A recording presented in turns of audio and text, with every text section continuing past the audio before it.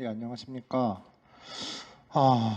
이게 미얀마 얘기를 해달라는 부탁을 받았는데, 이게 한국에서 이제 전해지는 혹은 알고 있는 미얀마 이야기들이 되게 흑백 혹은 선과 악이 되게 분명한 이야기들로 전달이 되고 있더라고요. 물론 이제 미얀마의 시민들이 민주주의를 위해서 싸우는 것도 분명히 맞고, 거기에 연대해야 되는 얘기도 많은데, 사실 미얀마 상황이 이렇게 단순하진 않아요. 그래가지고 사실 오늘 하는 얘기들은 이제 시위에 대한 팔로우를 하는 것보다는 지금까지 미얀마가 어떤 나라였는지, 그러니까 약간의 역사 이야기가 좀 많아질 거예요. 그래가지고 어떤 식으로 군사 독재를 겪었고 이제 뭐 어떻게 흘러왔는지에 대한 이야기를, 그러니까 사실 뉴스 팔로우보다는 이제 이 이야기를 듣고 나서 미얀마 뉴스를 보면은 이게 좀 이런 맥락에서 이런 일이 벌어지고 있구나라는 도움을 좀 줄 수 있는 식으로 방향을 잡았어요. 그러다 보니까 아니 이것은 무슨 옛날 역사 이야기지라고 생각하실 수도 있는데 뭐 좀 재미가 없겠지만 잘 따라오시면 좋겠고요. 저도 수많은 연도와 인물들이 나오는지라 원래는 이제 인도같이 좀 강연이 많은 거는 막 이제 뛰어다니면서 막 하는데 지금 같은 경우 이제 그러지 못하고 앉아가지고 저도 살살 대본을 봐야 될 것 같아요. 그래가지고 앉아가지고 이야기를 진행하겠습니다.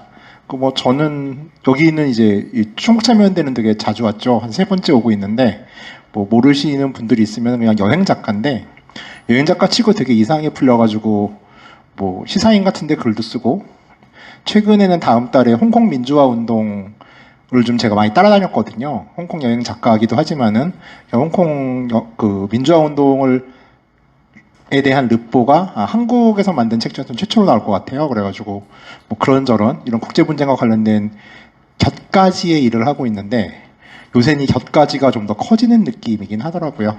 일단 시작하겠습니다. 저 불을 앞에는 꺼주시는 게 나을 것 같아요. 뭐 제 얼굴 봐서 뭐 하겠습니까? 솔직히 말해가지고 털난 남자, 털난 늙은 남자 따위는 볼 필요가 없으니까 앞에, 맨 앞에 저를 죽여주세요. 이러면 잘 보이죠? 예. 앞이 이렇게밖에 불이 안 꺼지는군요. 이렇게 꺼지는 게 아니라 그러면은 저는 부끄러우니까 이렇게 해주는 게 좋을 것 같아요. 예. 이게 난가? 예, 감사합니다. At least 39 people were killed Sunday during protests in Myanmar, making it the bloodiest day since the February 1st coup against elected leader Aung San Suu Kyi. Security forces killed at least 22 anti-coup protesters in a poor industrial suburb of Myanmar's main city after 좀 다 알아들으시죠? 무슨 말인지. 예. 예, 일단은 지도를 보면서 시작을 하겠습니다. 이 미얀마 쿠데타라는 사건만 보면은 이제 이 사건은 2021년 2월 1일 발생한 단 하나의 사건일 뿐이지만 미얀마 쿠데타를 이제 단 하나의 사건으로 보지 않고 이게 미얀마 역사 속에서 어떠한 역할을 하고 있는지, 사실 뭐 지금 이제 나오는 외신들을 팔로우를 열심히 하신다 하더라도 사실 지면의 부족, 그리고 지금 미얀마 같은 경우는 언론 통제가 너무 아예 방송이 다 끊어진 상태다 보니까 지금 미얀마 현지에 가 있는 외신 기자가 하나도 없어요. 소문에 의하면 아사히 애들이 들어가 있다고 하는데 얘네들도 좀 발각이 될까봐 몰래 찍어서 사진만 전송하는 수준이라서 사실 현장의 목소리를 접근하는 방법이 일단 되게 어렵습니다. 그러다 보니까 이제 현지에 있는 미얀마 언론인들이 이제 외신들의 토스를 해주고 이걸 가지고서 좀 약간의 추론들이 섞여가지고 기사가 나오고 있어요. 그러다 보니까 현상에 대한 이야기들도 좀 쫓아가기가 되게 힘든 상황이거든요. 그러니까 좀 이해하는데 좀 어려움이 좀 있을 수 있다고 저는 생각을 합니다. 자, 이 사건의 시원을 이제 이해하기 위해서는 과거의 미얀마까지 거슬러 올라가야 되는데 사실 고대사는 뭐 원체 재미가 없으니까 빨리빨리 넘어가 보죠. 자, 지금 보고 계시는 건 이제 미얀마 지도입니다. 자, 지금 미얀마를 중심으로 나온 지도인데, 자, 축소해 보면은 미얀마 주변에는 이런 나라들이 있습니다. 조금 이제 미얀마라는 나라만 볼 때와 지도를 축소해서 주변국을 좀 볼 때는 느낌이 좀 다르죠. 자, 미얀마의 서쪽에는 인도가 있고, 이제 북쪽에는 중국이 있고, 동쪽에는 현 시점에서 동남아 최강국인 타이가 있어요. 그럼 이제 딱 봐도 지정학적으로 썩 좋은 위치는 아니에요. 두 개의 대국과 동네 일진 사이에 끼어 있는 아주 가난한 나라죠. 자, 나라의 이름은 이제 현재 미얀마 국기인데요. 미얀마 국기는 한 3번 정도 바뀌었고, 이게 지금 현재 국기예요. 현재 나라의 이름은 미얀마 연방공화국, 영어로 리퍼블릭 오브 유니언 오브 미얀마인데, 현지어 표기로는 발음이 좀 어렵습니다. 좀 보면은, 네, 글자가, 미얀마도 자기 글자가 있어요. 현지어로 이제 자기 나라 말을, 우리도 뭐, 외국인이 사우스 코리아라고 하지만 우리는 대한민국이라고 하듯이 현지 발음을 하자면은 피차우추 땀마단 맨마나이 탱노라고 해요. 예, 좀 나라 이름이 어렵죠? 예, 미얀마 연방공화국이라는 뜻입니다. 자, 이 나라 이름에서 알 수 있죠. 아, 여기는 연방제를 사용하는 공화국이구나를 알 수 있죠. 우리는 미얀마라고 하는데 현지 발음은 미얀마에 더 가깝습니다. 이제 미얀마는 이제 콩글리시죠. 그래서 북한의 문화어 표기는 미얀마 연방공화국이라고 표기를 해요. 그러니까 현지어 표기에 좀 더 가깝죠. 면적은 67만 6천 평방킬로미터인데 이게 어느 정도 크기냐면은 남한의 6.7배예요. 그리고 한반도의 3배. 1대1로 두 나라를 비교해 보면은 이게 1대1 크기입니다. 대한민국이 저만하고 그러니까 미얀마는 꽤 큰 나라죠. 근데 인구도 우리나라랑 비슷해요. 한 5,400만 정도 되는데 1인당 GDP는 US 1,400불입니다. 그러니까 세계에서 가장 가난한, 북한과 함께 가장 가난한 나라 중에 하나죠. 자, 민족 구성이랑 종교를 좀 봐야 미얀마 이해할 수 있는데 사실 이게 오늘 하는 이야기의 가장 기본일 수도 있어요. 미얀마는 다민족 국가입니다. 심지어 지금 국가에서 인정하는 소수민족은 140개가 넘어요. 그러니까 어마어마한 소수민족이 있고 인구의 2%를 점유하는 소수민족이 7개나 돼요. 그러다 보니까 자, 버마족이 약 68%, 그러니까 5,400만 중에 3,740만 명이 버마족이에요. 그러니까 버마족이 절대 우위인 상황이죠. 그 다음에 두 번째로 말하는 게 샨족인데, 이 9%로 약 500만. 그 다음에 이제 최강의 무장 반군을 자랑하는 카렌족이 7%로 400만. 중국계 화교가 160만. 그 다음에 이제 뭐 이슬람교를 믿는 로힝야, 맨 마지막에 인도계라고 나오는데, 이들이 한 110만 정도로 아주 소수의 민족 구성을 차지하고 있어요.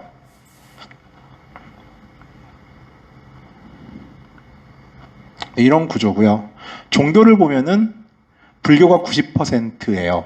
그러니까 우리나라 불교랑 달리 여기는 소승불교, 남방불교라고 하는데 이제 이 90% 불교 외의 종교는 뭐가 있냐면은 4%에 해당하는 예수교와 또 4% 정도인 이슬람교가 있습니다. 그러니까 이제 압도적으로 불교 우위의 국가죠.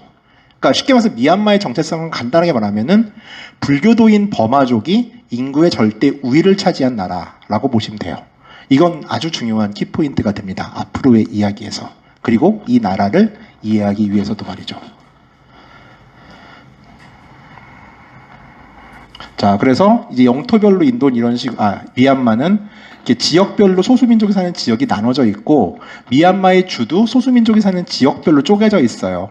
근데 인구의 67%가 사는 버마족이 사는 지역이 저 노란색인데, 그러니까 땅의 가장 중심, 그러니까 미얀마가 엄청난 쌀 생산국인데 이제 경작지를 차지하고 있고요. 이 주변에 뭐 카렌족이 사는 저 타이 국경 쪽은 밀림이에요. 그다음에 라카인족이 사는 저 인도 국경 쪽도 완전한 밀림지대다 보니까 가장 좋은 땅을 이제 버마족이 차지하고 있는 거죠. 자, 미얀마라고 하는 사람들도 있고 버마라고 하는 사람들도 있을 겁니다. 이거는 좀 과거에는 좀 아까 이 나라에 되게 다양한 종족이 살고 있다고 했잖아요. 근데 이제 미얀마라는 말은 쉽게 말해서 이제 민족 통합적인 이름이고 버마는 아까 말했지만 종족의 이름이에요. 그래서 버마라는 말을 과거에 썼는데 이건 이제 버마족만 상징하기 때문에 다민족 국가인 이 나라에서는 미얀마가 더 옳다라는 사람도 있고요. 반면 미얀마로 국호를 바꾼 게 군사정부다 보니까 미얀마라는 이름을 쓰는 거는 군사정부의 지명을 옹호하는 거다라고 해서 이제 민주화 시민들은 버마라는 말을 더 쓸 때도 있어요. 근데 이게 양날의 칼인 게 버마라는 말을 쓰면은 버마족 외에 소수민족을 무시한 결과가 돼요. 그래서 이게 좀 약간 좀 이제 입장에 따라서 기본적으로 버마 사람들, 미얀마 사람들은 그 구어로는 버마란 말을 많이 쓰고요. 문어로는 미얀마란 표현을 많이 써요. 그러니까 이 두 가지 표현은 혼재되어 있고 뭐 같이 써도 상관없는데 뭐 본인의 정치적 입장에 따라서 미얀마나 버마를 쓰면 될 것 같아요. 저 같은 경우는 제가 쓴 인도 책에 버마 사원들이 많이 있는데 저는 버마 사원이라는 말을 좀 쓰는 편이긴 했어요. 근데 지금은 뭐 민주화가 뭐 지금 다시 쿠데타 상황이긴 하지만 아웅산 수치의 집권기부터는 미얀마를 저도 고쳤습니다. 옛날에 버마라고 쓰다가.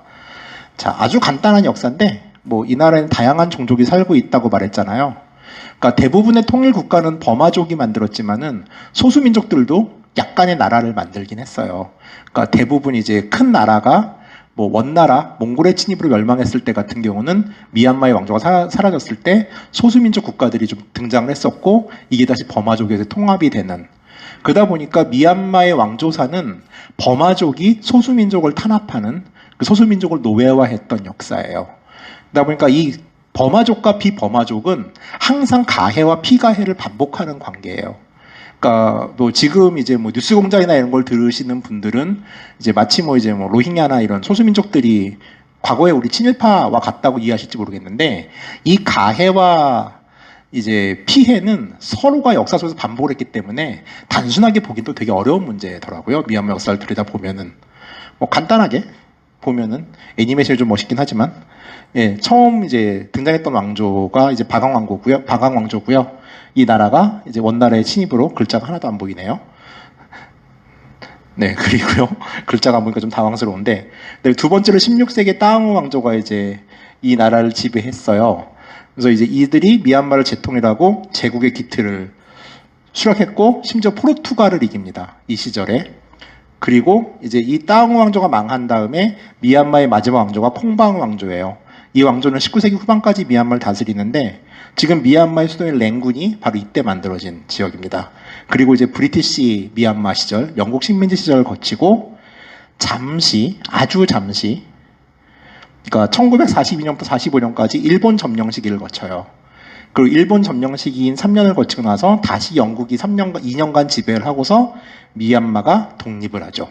48년도에 수많은 나라가 독립을 했듯이. 그리고 62년 이후부터 미얀마는 지금까지 사실상 군사정부 시기라고 보시면 돼요. 그러니까 뭐 아웅산 수치에 의한 정부가 수립된 건 사실이지만은 이것도 군사정부와의 그러니까 정권을, 권력을 공유하는 거지 순수하게 민주화가 됐다고 보기는 좀 힘든 상황이다 보니까 62년 이후부터 지금까지 군사정부라고 보시는 게 맞아요. 그냥 단지 민간인인 아웅산 수치가 몇 년간 권력을 공유했다 정도로 이해하시면 되는 겁니다.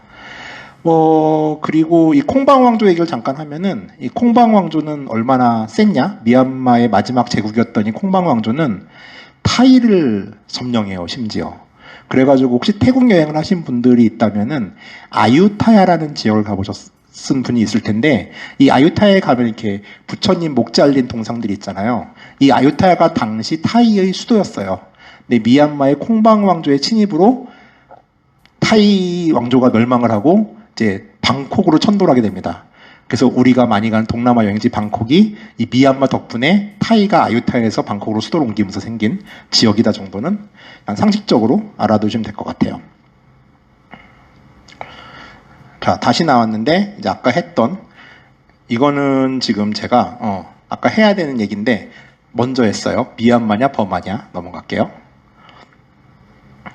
자, 그리고 이제 콩방 왕조는 영국에 의해서 멸망을 하게 됩니다. 콩방 왕조 같은 경우는 심지어 인도의 아쌈 지방, 인도 동북부에 있는 지역인데 거기까지 침입을 해가지고 영국과 세 차례 전쟁을 해요. 근데 뭐 사실 뭐 콩방 왕조가 뭐 동남아에서는 최강국이었지만은 당시에 영국의 신식 무기들을 당해낼 수 없었겠죠. 그래서 제국이 멸망을 하고 영국은 미얀마를 하나의 별도의 식민지가 아니라 브리티시 인디아의 한 주로 격화시킵니다. 그러니까 당시에 이제 브리티시 인디아, 영국령 인도 제국이라는 나라가 있었는데 영국 식민지였어요. 이 영국령 인도 제국은 인도부터 스리랑카, 현재의 네팔, 파키스탄, 방글라데시, 미얀마까지가 하나의 나라였어요. 그러니까 이제 원래 미얀마는 사실 독자적인 문화권을 가지고 있고 인도라고 말할 수가 없는 지역인데, 그럼에도 불구하고 이제 미얀마의 독자성을 무시한 채 이제 브리티시 인디아의 일부로 받아들였고, 이거는 이제 미얀마 사람들에게는 되게 큰 자존심에 상처를 받게 한 사건이었죠. 그래서 당시에는 이제 영국 왕은 인도의 황제를 겸했고 이제 그렇게 넓은 땅을 다스렸고요. 그리고 오랜 기간 이제 콩방 왕조의 수도였던 양고는 이제 수도로서의 위치를 잃어버린 상태에서 인도의 꼴까따에 있는 영국 총독의 명령을 받아야 되는 처지로 전락을 해요. 자, 그러면은 이제 영국은 미얀마를 어떻게 통치했을까요?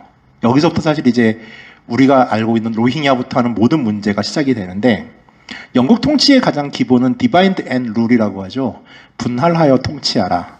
이 영국이 이제 인도에서는 어떻게 했냐면은, 인도에서는 종교고로 사람들의 갈등을 만들어서 이제 힌두교와 이슬람교가 싸우게 만들었고, 결국 그 일로 인해서 인도와 파키스탄이 분단된 일을 겪었는데, 미얀마는 살펴보니까 종교가 불교가 원체 우위인 거잖아요. 90%나 우위가 되다 보니까 종교로 사람을 갈라치기가 힘든 거예요. 자, 그러면 인도에서 썼던 수법은 못 쓰겠군이라고 생각을 했죠. 그럼 더 들여다볼까? 어떤 일이 있을까? 이 나라에는 봤더니 수많은 소수민족이 보이는 거예요. 그래서 이제 미얀마의 전 지배자였던 콩방 왕조는 버마족의 왕국이라고 했잖아요. 이 말은 버마족이 그 당시 미얀마의 사회 지도층이었다는 얘기예요. 그러면 딱히 뭐 왕족이나 귀족이 아닌 일반 버마족이었어도 뭐 다른 소수민족에 비해서는 그래도 좀 방구 정도 낄 수 있는, 참고로 콩방 왕조의 계급 제도는 인도의 카스트 제도를 모방한 4계급제로 구성되어 있었거든요. 그러니까 사실 인도가 이제 근처에서 가장 큰 나라다 보니까 영향은 되게 많이 끼쳐요. 어찌됐건 이런 카스트 제도를 모방하다 보면은 기본적으로 차별이 생성할 수밖에 없고, 이 차별은 대부분 소수민족을 향한 차별이 되었죠. 버마족의 소수민족에 대한 차별. 그래서 영국은 정책을 어떻게 바꾸냐? 무조건 소수민족 우대 정책을 핍니다. 이건 어찌 보면 인도주의적으로 볼 수도 있겠죠. 그 전에 억압받던 사람들을 중용하는 거니까. 근데 인구의 다수인 버마족, 과거의 지배자였던 버마족으로 봤을 때는 세상에 억울해도 이렇게 억울한 일이 없는 거죠. 그래서 영국은 일단 소수민족이 사는 모든 지역에 자치권을 줘요. 그러니까 버마족이 사는 지역엔 자치권을 주지 않고 직접 핸들링을 했는데, 소수민족 지역에는 보다 많은 자유를 줍니다. 그리고 인구의 다수인 버마족이 어떤 구심되지 못하게 교육 등의 혜택이나 제국의 하급 관료가 된 혜택까지 삭제해버려요. 그래서 이렇게 소수민족은 영국에 의해서 육성이 되는 거예요. 그러니까 이걸 단순하게 무슨 얘들이 옛날에 친일파와 같다라고 보기는 좀 힘들죠. 과거에 박해를 받던 사람들인 건 사실이거든요. 소수민족 입장에서는, 그러니까 버마족 입장에서 영국은 친입자인데, 제국주의자인데, 소수민족 입장에서는 버마족에게 학대받던 그들의 입장에서 영국은 구원자예요. 그러니까 자발적, 이건 전 부역이란 말이 옳지 않다고 생각하는데, 자발적 영국의 지배에 협조를 했겠죠. 그러니까 버마족의 영국은 압제자였고요. 그래서 영국은 이제 식민 정부의 하급 관료나 군 경찰 같은 하급 잔료들을 모두 미얀마에 사는 소수민족으로 채워 넣어요. 그러니까 버마족을 의도적으로 이제 중용하지 않는 거예요. 이거는 이제 현재 이스라엘이 팔레스타인을 지배한 전략도 거의 비슷한데, 이런 식으로 이제 정책을 피는 거죠. 그러니까 심지어 영국은 1920년대까지 버마족의 영국군 입대를 법으로 금지했어요. 그러니까 사실 이제 식민지 치하에서는, 우리나라도 일본 식민지 겪어서 알겠지만은 경찰이나 군인의 힘이 어마무시하거든요. 어차피 식민지 백성들은 위로 올라갈 수가 없는 상태에서 이 마름에서 가장 좋은 마름은 군과 경찰이란 말이에요. 권력을 가지고 있기 때문에. 근데 이제 여기에 대해서 이제 소수민족한테만 입대 권리를 보장을 한 거죠. 그래서 1920년도가 지나면은 버마족의 군 입대를 허용하긴 하는데, 그래도 차별이 엄청 심해서 30년도에 한 통계를 보면은 미얀마에 있는 이제 그러니까 영국군으로 소속된 미얀마인 3,800명 중에 인구의 67%인 버마족은 472명밖에 안 되고요. 인구의 7%인 카렌족은 1,448명, 인구의 2%인 친족은 868명. 그러니까 버마족보다 2배 정도 많은 숫자의 군인을 양성한 거죠. 그러니까 이런 식으로 차별 정책을 폈어요. 자, 이게 이제 인도령 버마의 국기였습니다.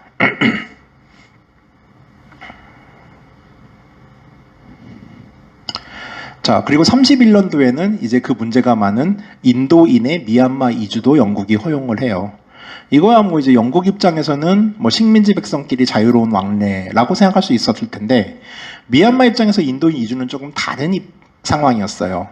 미얀마는 지금도 엄청난 세계 제1의 쌀 생산국이자 수출국인 것과 마찬가지로 기본적으로 농업 경제 구조였거든요. 근데 뭐 조선도 옛날에 과거에 농업이 가장 중요한 산업이었지만은, 농업이 산업의 기본인 나라들은 기본적으로 자본주의가 발달하거나 화폐 경제가 발달하기 되게 힘든 구조를 갈 수밖에 없습니다. 그러니까 물물 교환 위주로 재화가 형성되는데, 인도 같은 경우는 무굴 제국도 당시 뭐 전 세계 GNP의 30% 이상을 차지했다 보니까 기본적으로 인도는 상업 국가예요. 그러니까 화폐 유통이나 자본주의에 적응하기 되게 좋은 구조였죠.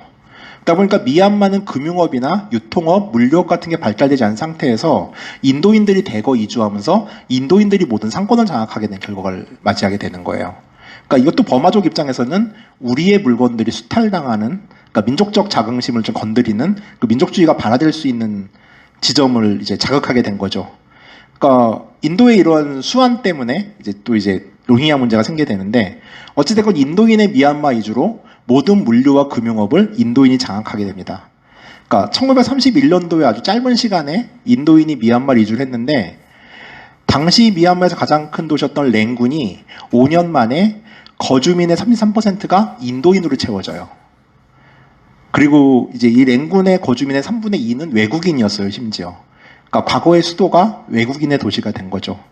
자, 소수민족 우대 정책 영국이 만든, 그리고 상업을 장악한 인도인, 그리고 그 밑에서 비참하게 살아갔던 버마족, 앞으로 어떤 일이 벌어질지 예상이 되는 거죠.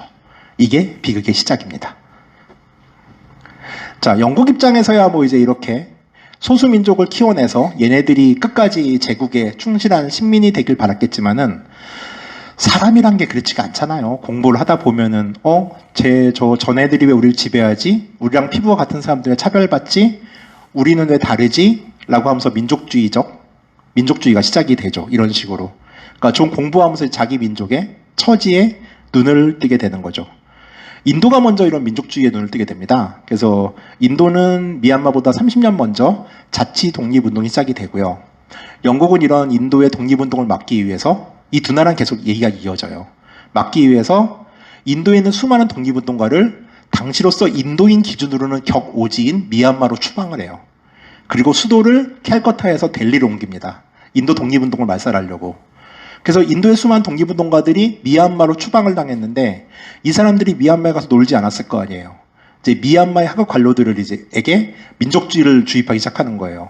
야, 우리는 왜 영국의 지배를 받아야 되지? 저 머리 노란 놈들이 뭐가 우리보다 잘났어? 우리도 한때 문화민족이었는데, 라고 말하면서 미얀마 내 민족주의를 이식해요. 인도인들에 의해 가지고. 그리고 당시 아시아 민족주의에 영향을 준 또 한 나라가 있었습니다. 바로 일본이죠. 아, 이게 무슨 걔네 나쁜 놈 아니야? 라고 생각하실 텐데, 잠깐 지도를 볼게요. 자, 아까와 마찬가지로 우리의 지도를 한반도 주변으로 한정을 하면은 이런 지도가 나오죠. 우리 주변에 일본과 중국이라는 강대국이 껴있는데, 지도의 축적을 좀 더 높여서 좀 더 넓은 지도를 바라보게 되면은, 자요. 왜냐하면 우리처럼 직접적 피해를 보지 않았기 때문에 책으로만 일본을 보는 거예요. 그러니까 이제 그런 오판을 할 수 있겠죠. 그러니까 같은 아시아는 대부분의 경우 식민지였는데 처지가 달랐던 거죠. 원래 대부분 제일 미운 놈은 내 앞에서 지금 나 때리는 놈이에요. 그러니까 우리 반 일진이 제일 나쁜 놈 같은 거고, 옆반 일진은 조금 나은 놈 같아 보이는 거죠. 사실 식민지는 다 똑같은데. 이게 사람인 거거든요. 그러니까 일본의 식민지였던 한국과 달리 서구의 식민지였던 다른 아시아 나라들은 인종적 차별이나 모멸감이 좀 더 컸다고 하더라고요. 왜냐하면 전혀 다르게 생긴 애들이 우리를 차별하니까. 그리고 서양 제국주의자들이 오기 전에 아시아 각국을 괴롭혔던 거는 전통적인 아시아의 깡패 중국이었죠. 근데 이 중국을 일본이 이겨요. 그럼 당시 1910년도쯤에 살던 이 미얀마나 인도의 지식인들에게는, 아니 쟤들 뭐지? 전 종자도 없고 알 수도 없던 나라가 갑자기 어떻게 된 걸까라고 생각을 하는 거죠. 그러더니 이 동쪽의 섬나라가 러시아를 팹니다. 이건 우리 입장에서는 러일 전쟁이 조선의 식민지화를 가속화시킨 전쟁이지만은, 이 일본 식민지 바깥의 아시아 사람들이 보기에는 아시아가 최초로 서양을 이긴 싸움이에요. 그러니까 이로 인해 가지고 우리 아시아가 유럽을 이길 수 있네? 라고 생각을 한 거죠. 이건 다시 강조하지만은 일본 제국주의를 빠는 게 아니라 입장이 달랐다는 얘기예요. 우리와 그들은. 자, 일본은 그리 의도하지 않았겠으나 일본과 멀리 떨어진 사람들에게 일본은 아시아의 희망이 됩니다. 그 당시에. 지금 그렇다는 게 아니라, 우린 결과를 알고 있기 때문에 지금 알 수 있는 거지만, 그때 정보가 한전된 상태에서는 이렇게 생각할 수 있어요. 거기에 대해서는 그들을 비난할 수 없는 거죠. 지금 와서야 뭐 이제 한국 입장에서야 일본의 대동아 공영권이 얼마나 희대의 개소리인지를 알지만, 20, 30년대쯤에 뭐 미얀마나 인도의 독립지사들 같은 경우는 진짜 아주 그럴듯한, 막 가슴이 웅장해지는 소리가 되는 거죠. 그리고 아시아인이 연대해서 서양을 물리친다, 막 이런 게 정말 솔깃해지는 거예요. 입장이란 이렇게 각자의 처지에 따라 다른 거죠. 인도가 그랬듯 미얀마 사람들도 결국 이제 일본에 대한 아주 엄청난 호감을 갖게 되죠. 자, 그리고 미얀마는 이제 1937년도에 영국 인도 제국으로부터 분리가 돼서 자치권을 얻게 돼요. 그러면서 이 미얀마 민족주의가 좀 활성화가 되는 시기가 나오죠. 이거는 뭐 지금 일본 사람들이 대동아 구경권을 홍보하는 이런 만화 당시 자료인데, 이게 이제 그 당시에 우리한테는 웃기는 소리지만 먹혔다는 얘기예요. 자, 그리고 이제 아웅산 수치의 아버지 아웅산이 등장합니다. 수치의 아버지인 아웅산은 1915년생이에요. 아웅산이 32년도에 랭군 대학에 입학을 했는데, 이때쯤 미얀마는 되게 큰 논쟁이 있어요. 뭐냐면은 영국은 이 시기에 뭐 식민지에서 좀 더 누가 낫다라는 말을 하긴 좀 조심스럽긴 하지만은, 영국 같은 경우는 미얀마의 자치권을 상당히 인정해줬어요. 그러니까 지방의회까지는 열어줬어요. 이건 인도도 마찬가지거든요. 그러니까 32년도에 영국이 이제 약간의 지방의회를 미얀마에 열어주겠다고 발표를 해요. 그러자 미얀마의 독립운동 세력은 둘로 쪼개집니다. 어차피 영국인이 정비 수반인데 우리가 얼굴 마담할 필요 없다. 여기 불참해야 된다라는 것과, 참여파는 이런 식으로라도 미얀마인이 정치 참여를 늘려가지고 우리가 좀 더 이제 행정을 배우고 실무를 배워야 우리가 나중에라도 어떤 역할을 할 수 있지 않을 거냐라고 말하면서 이제 보이코트파와 참여파가 대립을 하게 됩니다. 그리고 일단 참여파는 미얀마 식민정부, 행정부 건설에 참여하게 되고 독립운동 세력은 결국 쪼개지게 되죠. 이게 이제 우리나라는 이런 역사가 없어가지고 좀 이제 일본에 약간 좀 적극적인 혹은 이제 간접적인 지원을 하면은 친일파가 되는데, 이런 식으로 영국 지배를 받은 나라들 같은 경우는 이 모든 세력을 독립운동 세력으로 분류를 해요. 우리랑 좀 분류법이 다르더라고요. 어찌됐건 이 어수선한 전국에서 이 조금 이렇게 생기셨는데, 아웅산은 학생운동에 참여하게 되고 36년 전국적인 학생동맹 휴업을 주도하게 되면서 완전히 운동권 스타가 되는 거예요. 그러니까 과거에 뭐 임종석 의장 같은 이제 그런 느낌의 사람이 되는 거죠. 자, 37년도 이듬해에 중일전쟁이 발발하는데, 이게 거의 뭐 이제 아시아 사람들한테는 일본과 중국이 다시 붙는다, 이게 거의 타이틀 매치급이었는데 싸움이 싱겁게 진행이 되죠. 그러니까 7월에 중일전쟁이 발발하는데 7월 말에 중국의 이제 당시 가장 중요한 도시 중에 하나였던 베이징이 함락되고, 12월 31일, 그러니까 6개월 만에 12월 13일 날 중화민국의 수도였던 난징이 점령이 됩니다. 물론 이제 그 이후에 이때 난징 대학살 같은 사건이 있었지만은, 미얀마 사람들은 당시 이제 그런 걸 몰랐고, 와, 얘네들 드디어 이제 뭔가를 하는구나 라고 생각하고 1년 후에는 이제 거의 중국의 대부분을 점령을 하게 되죠. 그리고 중국은 거의 아주 작은 지역에 쪼그라들어가지고 일본과 대일랑전을 하게 되는데, 아시다시피 일본은 중일전쟁에서 전쟁을 끝내지 않고 그 이듬해인 41년도에 태평양 전쟁을 일으켜요. 그러니까 하와이의 진주만을 기습 공격하면서 엄청나게 큰 전쟁을 일으키죠. 그리고 12월에 진주만을 기습하고 12월 25일 크리스마스 날 홍콩을 점령해요. 미얀마 사람들한테는 이게 어떤 의미냐면은, 아니 일본 애들이 우리를 지배하는 영국의 식민지까지 먹어버렸네, 이게 어떻게 된 일이지라고 생각을 해요.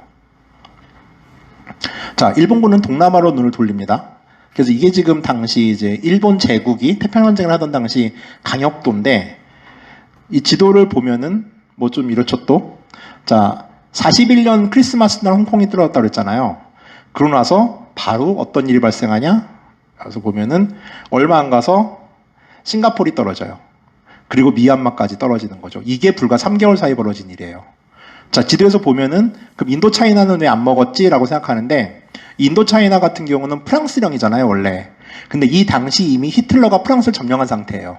그러니까 BC 정부 시절이기 때문에, BC 정부는 나치와 좀 부역을 한 입장이었고, 그래서 이제 일본 입장에서는 당시 프랑스는 독일이었기 때문에 동맹국이잖아요. 그러니까 길을 열어줘가지고서 인도차이나는 점령당하지 않고, 타이는 길을 빌려준 조건으로 독립을 유지합니다. 그러면서 이제 미얀마가 떨어지게 되는 상황이 되는 거죠. 자, 개전 2달 만에 홍콩부터 싱가폴, 말레이시아 전역이 일본 땅이 된 거예요. 자, 42년 2월이 되면은 개전 3개월 만에 일본군에게 남은 동남아시아는 미얀마밖에 안 남아요. 그 여기서 서쪽으로 가면은 인도가 있는 거죠. 자, 여기서부터는 정확하게 영국 식민지예요. 그리고 12월 달 싱가포르 이겼다는 의미는 이미 영국군을 한번 물리쳤다는 얘기예요. 일본군이. 아웅산 여기서 주파나를 튕깁니다. 아무리 생각해봐도 대세는 우리가 독립을 하려면은 일본 편을 드는 게 맞아요. 그래가지고 이미 1년 전에 배팅을 해요. 전쟁이 나기. 41년도에 아웅산은 일본이 점령한 현재 중국의 하이난도에 가서 일본군 소속으로 군사훈련을 받아요. 30인 지사라고 하는 미얀마 독립운동 세력의 핵심을 이끌고 가가지고, 그리고 일본의 자금과 군사원주를 약속받고 청년을 구합해서 일본군 소속으로 자기 나라를 쳐들어갑니다. 여기서 말하는 자기 나라는 영국 식민지였던 미얀마죠. 그러니까 이게 독립운동사가 우리랑 완전히 다르죠. 스토리 자체가. 그 이분이 민족 영웅인 거죠, 미얀마에서는. 그래서 아웅산 일본 연합군대는 미얀마를, 이거는 점령이에요, 해방이에요? 근데 헷갈리네. 영국 식민지에서 점령을 한 거잖아요, 지금. 그럼 그렇게 따지면 해방인데 일본군을 데려갔으면 점령이죠. 그러니까 알 수 없는 상황이 벌어지는데, 어찌됐건 미얀마를 진역하고, 이 미얀마를 아웅산과 일본군을 누가 막냐? 영국군이 키워낸 소수민족 군대가 막습니다. 그래서 교전이 벌어져요. 그러니까 버마족 중심, 그리고 비버마족과의 전투가 시작되는 거죠. 한쪽은 일본군, 한쪽은 영국군이 돼가지고서. 그러니까 이 구도를 단지 그들이 영국의 식민지에 부역했던 사람이기 때문에 어쩌고라고 말하기 너무 복잡한 상황이거든요, 상황 자체는. 되게 혼란스럽죠. 그래서 영국 식민지 미얀마를 수호하려던 소수민족 군대는 패배하고, 미얀마를 해방시키려고 일본군을 데리고 온 아웅산은 결국 랭군을 점령하고 미얀마 전역을 점령합니다. 일본군과 함께 해방된, 아주 표현이 이상한데, 미얀마에선 이러면서 영국 식민지 잔재를 극복한다는 이유만으로 이제 수많은 소수민족들을 학살해요, 이때. 그러니까 식민잔재 청산, 우리식으로 친일 청산이라는 이름으로 소수민족 군대가 학살을 당하는 거죠. 그리고 일본은 바로 아웅산의 뒤통수를 칩니다. 원래 일본 연합 군대는 아웅산이 랭군을 점령하면은 바로 미얀마를 독립시켜주겠다고 그랬어요. 그래가지고 아웅산도 일본군에 이제 편입이 돼서 싸운 거였는데, 막상 점령을 하자 일본은 지금 전쟁 중이지 않냐, 우리가 인도까지만 먹고 미얀마의 독립을 시켜줄게 라고 말을 해요. 그리고 당시 겨우 27살이던 아웅산을 버마 방위군 총사령관에 임명해요. 그러니까 이게 또 우리 기준 따진 게 부역자인 거죠. 이상한 나라죠, 진짜. 예. 그러니까 다르죠, 우리랑 역사가.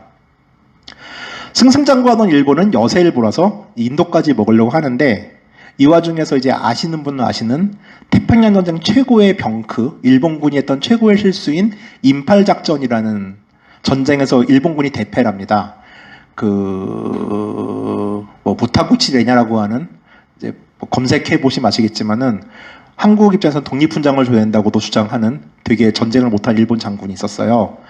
일본인은 초식동물이니까 식량을 가져가지 말고 밀림에서 풀 뜯어먹은 전쟁을 할 수 있다라고 해가지고서 보급을 전혀 안 하고 밀림에 일본군을 몰아넣었다가 수십만의 일본군을 사상시킨 한국 독립에 아주 기여하신 위대하신 장군님이 계시는데, 그분이 무타구치 레냐라는 사람이에요. 그래서 인팔작전으로 어찌됐건 일본은 이제 박살이 나고, 자, 일본군이 결국 영국한테 깨지는 걸 아웅산은 봐요. 그러지 않아도 배신감에 몸서리치는데, 일본이 생각보다 또 별로일 수도 있겠다 라고 생각한 청년 아웅산은 재빨리 또 말을 갈아탑니다. 그리고 반파시스트 인민해방연맹이라는 건설해가지고서 다시 일본군과 게릴라전을 벌여요. 그리고 45년 5월 아웅산은 그 반파시스트 인민해방연맹을 데리고서 일본군을 물리치고, 45년 5월이면 이제 일본은 전쟁이 끝날 때쯤이긴 했는데 다시 랭군을 점령해요. 그러니까 결국 아웅산은 한 번은 일본군으로 랭군을 점령하고 또 한 번은 일본으로부터 랭군을 탈환한 정말 희한한 역사를 가지게 되는 거죠. 1945년 6월 15일 아웅산은 일본군에 대한 승리를 선언합니다. 그리고 이제 2차 대전이 끝났죠. 8월에 2차 대전이 끝나고 나서 영국은 보수당에서 노동당으로 정권이 바뀌고, 이제 제국으로서의 영국은 힘이 없어진 상태에서 수많은 식민지들을 독립시키려고 그러죠. 그래서 이 시기에 수많은 나라가 독립을 합니다. 인도, 파키스탄, 미얀마가 모두 독립을 하죠. 그렇게 미얀마는 독립을 합니다. 근데 어찌됐건 아웅산이 일본군을 몰아내가지고 한 독립이기 때문에 무력으로 이긴 전쟁이긴 하죠, 따지자면. 제가 좀 말이 빠르죠? 이게 제가 말이 빠른 이유는 제가 말이 빠른 이유도 있지만은 남들 3시간 반 할 걸 2시간에 해야 되기 때문이에요. 이게 아주 이게 저의 신모원래라 할 수 있죠. 자, 아웅산은 사회주의자였습니다. 근데 뭐 이 시기 사회주의자 아닌 사람이 어디 있겠어요? 당시 미얀마의 지식인들은 제국주의와 자본주의를 동일시했어요. 그러니까 그도 그럴 게 뭐 미얀마는 영국 식민지 시절에 쌀값 폭락 같은 영국이 전쟁을 수행하기 위해서 쌀을 헐값에 사야 됐기 때문에 쌀값 시장을 조작해서 쌀값을 폭락시켰죠. 뭐 한국도 이런 일 많이 있었으니까요. 일본 식민지 시절에. 그러니까 당시 미얀마의 민중들을 괴롭혔던 수많은 것들이 제국주의 유산 이꼴 자본주의 유산이라고 생각한 거예요. 그러니까 그리고 사실 이거는 제국주의 영국의 비호 아래 이루어졌던 일이기도 하니까요. 그래서 당시 사회주의의 선행 조건이었던 토지 국유화 같은 것들이 미얀마인 입장에서는 외국인들의 자본을 빼앗는 일이에요. 그러니까 미얀마는 사실 국내 지주들이 거의 없었어요. 이 당시에. 대부분 외국인 지주였기 때문에 상황이 더 안 좋았죠. 그래서 국유화는 바로 이꼴을 민족주의라고 이해를 하게 돼요. 미얀마 사람들은. 그래서 실제로 미얀마는 이 토지 국유화 과정이 되게 순조롭게 진행됩니다. 중국보다 더 순조롭게 진행이 돼요. 자, 아웅산은 이제 두 번째로 정교 분리의 원칙을 지지했던 사람이에요. 그러니까 소위 말하는 세속주의죠. 미얀마 독립운동사에서 불교가 끼친 영향이 대단해요. 그러니까 우리나라 같은 호국불교의 이미지가 좀 강한 데다가 또 불교 이념이 사회 지배 이념이고 미얀마에 사는 사람의 90%가 불교를 믿다 보니까 이제 미얀마 불교계 같은 경우는 미얀마를 불교 공화국으로 만들기 원했어요.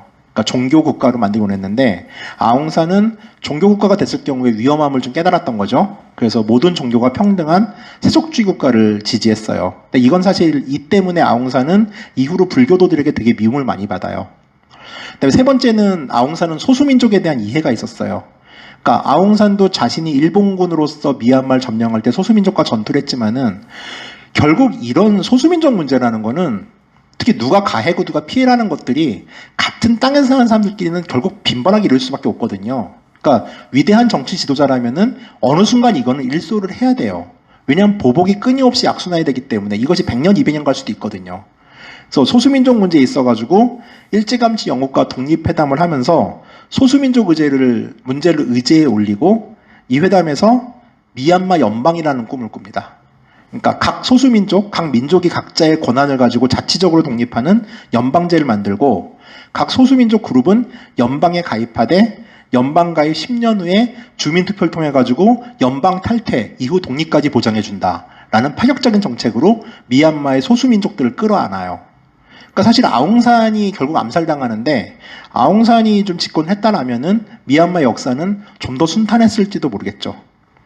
그 미얀마는 47년에 이제 재헌의회 구성을 위한 총선을 하게 되고 여기서 이제 아웅산이 이끌던 반파시스트 인민자유연맹은 전체 의석 202석 중 196석을 먹습니다. 그러니까 완벽한 이제 일당 체제를 만들죠. 당시 아웅산은 32살이었어요.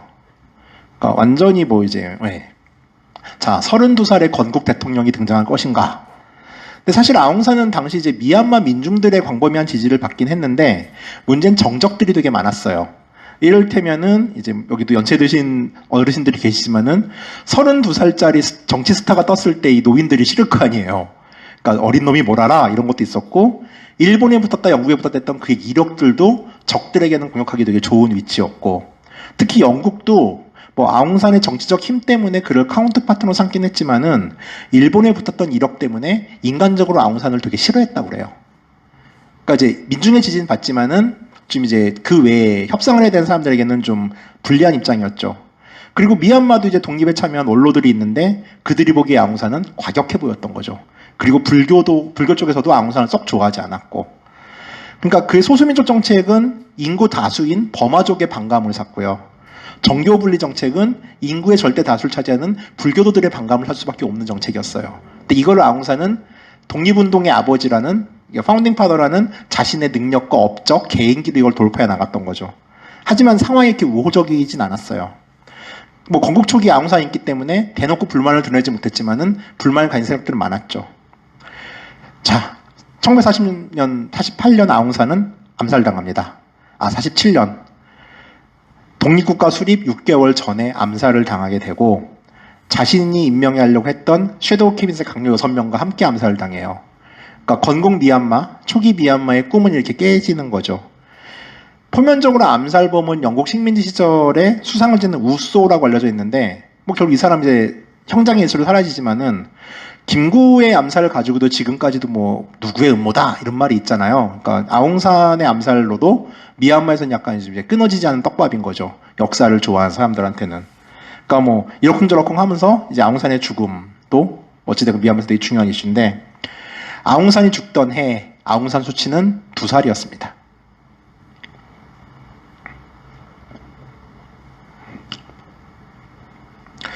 자, 아웅산의 뒤는 이제 재헌의 의장을 맺던 우누라는 사람이 맞는데, 뭐 이때는 이제 수많은 국가들이 탄생을 하던 시절이죠.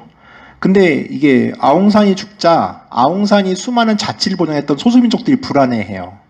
그래가지고 이제 아웅산이 죽고 이 우누 정부가 집권하자마자 카렌족이라는 종족이 있는데 인구 구성면으로는 이제 6% 5% 정도 되는 소수민족인데 이 사람들은 영국이 일부러 종족 전체를 기독교인으로 키웠어요.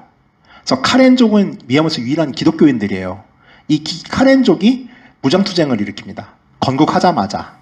그러니까 이제 독립의 아버지도 죽은 상태에서 미얀마 되게 좀 골치 아픈 상황이 되는 거죠. 여기다가 집권당인 반파시스트 인민자유연맹에서도 좌파 그룹이 있었는데 이 좌파 그룹이 즉각적인 사회주의 실시를 요구하면서 당에서 탈당해서 봉기를 일으켜요. 뭐 우리나라 해방 직후도 그렇지만 이때는 총칼로 해결하던 시대니까요.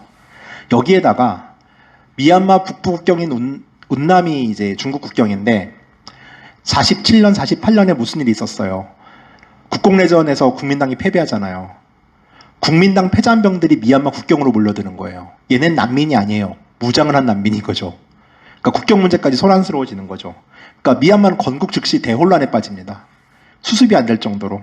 그러니까 우누는 이걸 정치적으로 해결하려고 처음에 노력을 되게 많이 해요. 좌파 연대를 만들고 이걸 좀 정치적으로 해결하려고 그러는데 그리고 소수민족 회담도 만들고 막 그랬지만은 뜻대로 안 돼요.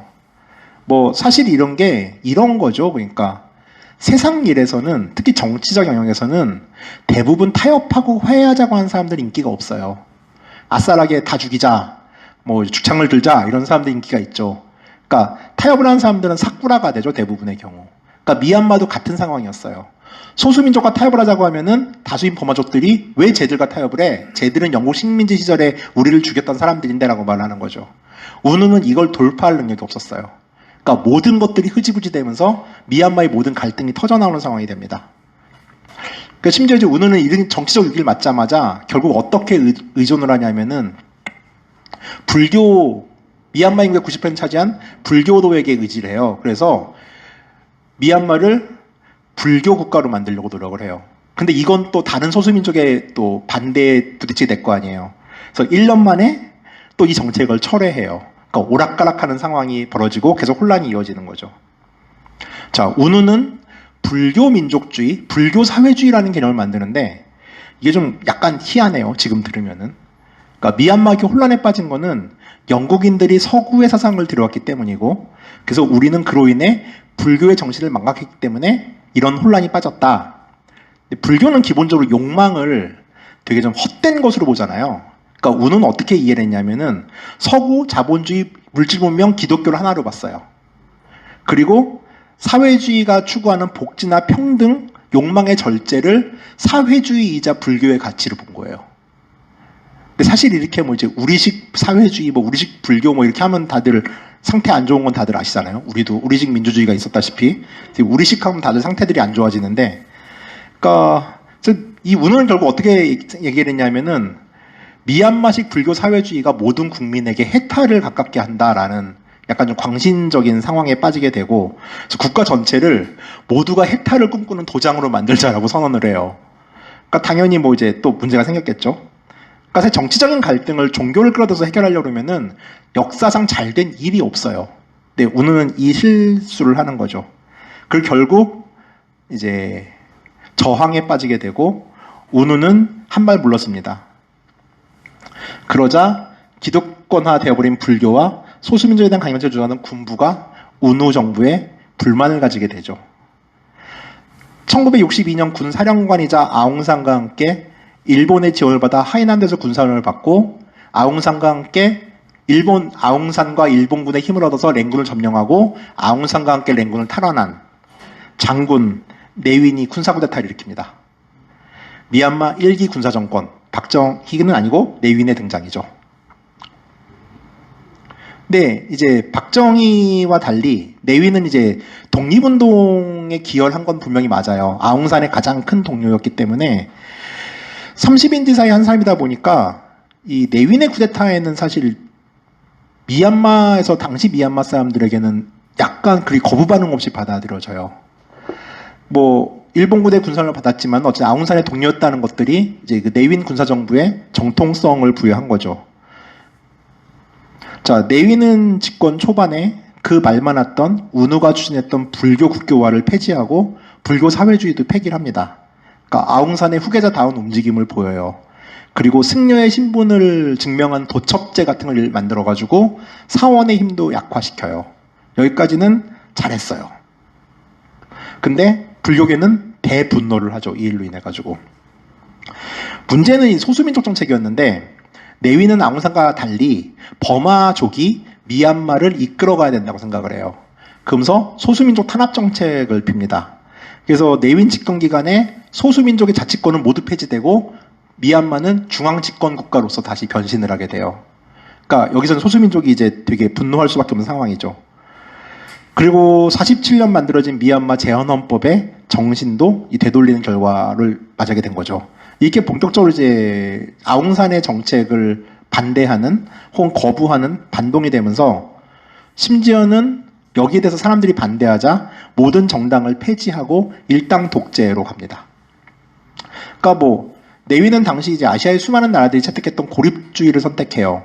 지금도 우리 북쪽에 있는 어떤 나라는 고립주의를 선택하고 있죠. 그러니까 미얀마를 어떠한 외국과도 교류하지 않은 채 자급자족이 가능한 나라를 만들려고 해요. 그러니까 이건 당시 뭐 중국도 그때 대약진 운동을 일했고 이 당시의 시대적 조류였던 것 같긴 한데 뭐 이런 이유 때문에 지금 미얀마 민주화 시를 가지고 그 구 NL계에서 약간 주사 성향 있는 정파들이 미얀마 군사정권 지지하는 글 쓰고 막 그러거든요. 그거 잘 모르실 텐데 페이스북에 가면 이제 그런 양반들이 또 있으세요. 그러니까 이분들은 이제 이런 이유 때문에 또 미얀마 군부를 지지하는 거죠.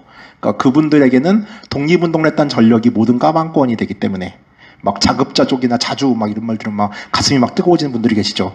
막 불타오르죠. 막 가슴이 웅장해지고. 자, 이게 내윈이고요. 자, 내윈은 불교 정책에 있어서 아웅산 세속주의를 지지했으나 소심 정책은 강렬일부 나가면서 아웅산 유산을 계승하지 않았다 정도로 정리할 수 있겠네요.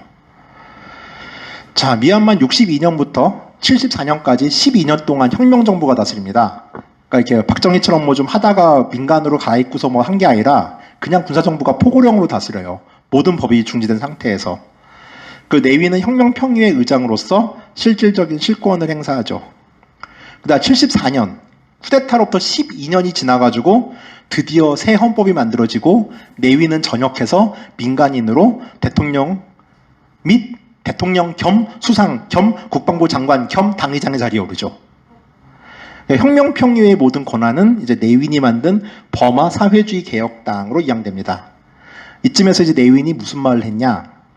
복수정당제를 유지하는 이유는 과거처럼 당리당략에 사로잡혀 국정의 분열과 혼란을 획책한 여지를 없애기 위함이다. 라고 자신의 일당 독재를 이제 지지하는 말을 하죠. 근데 결과적으로 내윈의 정책은 실패를 하게 됩니다. 현재 뭐 미얀마가 아시아에서 가장 가난한 나라잖아요. 그리고 불교 국교화를 폐지를 비롯한 불교 억제 정책 또한 인기가 떨어지자 다시 불교의 손을 잡아요. 미얀마 이 역사가 계속돼요. 그러니까 포지션적으로는 아웅산의 유지 때문에 불교와의 거리를 두려고 그러는데 정권의 지지율이 떨어지면은 가장 먼저 승단의 손을 잡아요. 그래서 불교가 이게 어용화되는 가장 큰 계기를 마련하게 되는 거거든요, 이게. 뭐 어떤 정치인 간의 종교는 어려울 때 이용하기 가장 좋은 수단이니까요. 자, 내윈은 화폐개혁 때문에 폭망을 하게 되는데 이게 현재까지도 그를 미친놈으로 만드는 결정적 요인이에요. 내윈은 혹시 수비학이라고 들어보셨어요? 그러니까 디펜스 학문이 아니라 숫자에 어떤 신비한 힘이 있다고 믿는 학문이에요.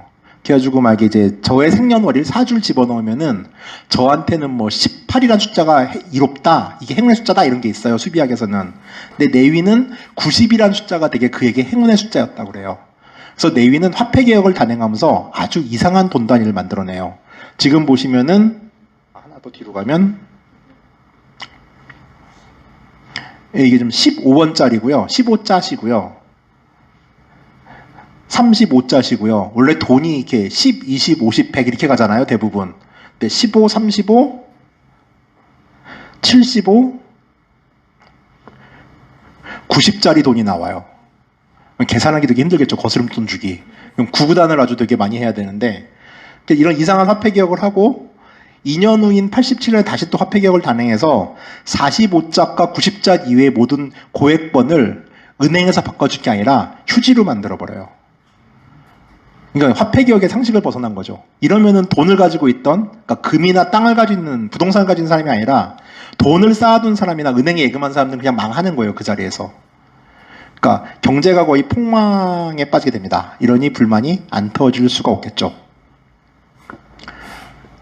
그래서 드디어 이제 미얀마 최초의 민주화 운동인 8888 운동이 혁명이 시작이 돼요. 88년 3월 13일 날 랭군에 있는 한 음악 찻집에서 아주 사소한 사건이 발생해요. 술에 취한 고딩 하나와 랭군 기술대학 학생 간의 시비가 붙는데, 문제는 이 고딩의 아빠가 당시 집권당의 간부였어요. 그래서 경찰이 출동해가지고서 싸움의 당사자인 랭군대학 대학생을 그 자리에서 패죽입니다. 당연히 당국은 해당 사건을 축소 발표했고, 이에 분개한 학생들이 거리로 나오기 시작해요. 3월 18일 날 랭군에서만 수천 명이 시위를 벌이고 진압군이 발표 이달 30명 정도의 사상자가 발생합니다. 사실 지금 미얀마가 이번 쿠데타로 200명이 죽었는데, 미얀마에서 경찰이 총 쏴서 사람 죽는 게 약간 일이 아닌 정도로 여기는 경찰이 총을 많이 쏘는 나라라. 자, 공식적으로 이제 그 정보 발표 30명이고요. 실제 80명 정도가 죽어요. 그리고 이 중에 42명은 최루탄에 의한 질식사로 밝혀집니다. 내윈 정부는 즉각 대학을 폐쇄해요. 뭐 우리도 옛날에 80년대 많이 휴교령 내렸던 거 기억하시지만, 자, 하지만 이로 인해서 학생들이 모두 학교가 쉬니까 고향으로 내려갔는데, 고향에서도 가만히 있지 않고 시위를 조직합니다. 그래서 전국적으로 시위가 터지고, 이 시위는 다시 수도인 랭군으로 올라와요. 그 다시 9만 9명의 시민이 랭군에서 시위를 하다가 경찰의 발포로 사망을 하게 되죠. 시위는 걷잡을 수 없이 커져서 6월이 되면은 최대 도시인 만들레와 바고에 비상사태가 선포되고, 한 달 후인 7월 22일에는 계엄령이 선포됩니다. 그러니까 일이 커진 거죠. 자, 내위는 다시 총부림을 했을까요? 계엄령 선포 하루 뒤인 7월 23일 내위는 사임을 발표합니다. 승리 같죠. 하지만 내위는 고별 연설에서 이렇게 연설을 해요. 군인이 총을 가진 이유는 죽이라는 의미다. 물러나면서. 그러니까 이게 끝이 아닌 걸 선언하죠. 그리고 시위대의 요구인 국민투표안을 거부해요. 사흘 뒤인 26일 후임 대통령으로 지난 3월 유혈 사태의 발화자이자 소위 말하는 군군의 초강경파, 랭군의 도살자라는 별명이 붙은 르윈을 주명합니다. 이름이 비슷해서 죄송합니다. 제가 한 게 아니라 내윈, 르윈. 두 번째는 르윈이에요. 자, 전두환이 노태우가 아니라 장세동을 후임으로 지명한 꼴이죠. 자, 그리고 달을 바꿔서 8월 3일 계엄령이 수도인 랭군까지 확대가 돼요. 이건 8888 혁명 당시 영상인데, 이 노래도 당시 불렀던 항쟁가예요.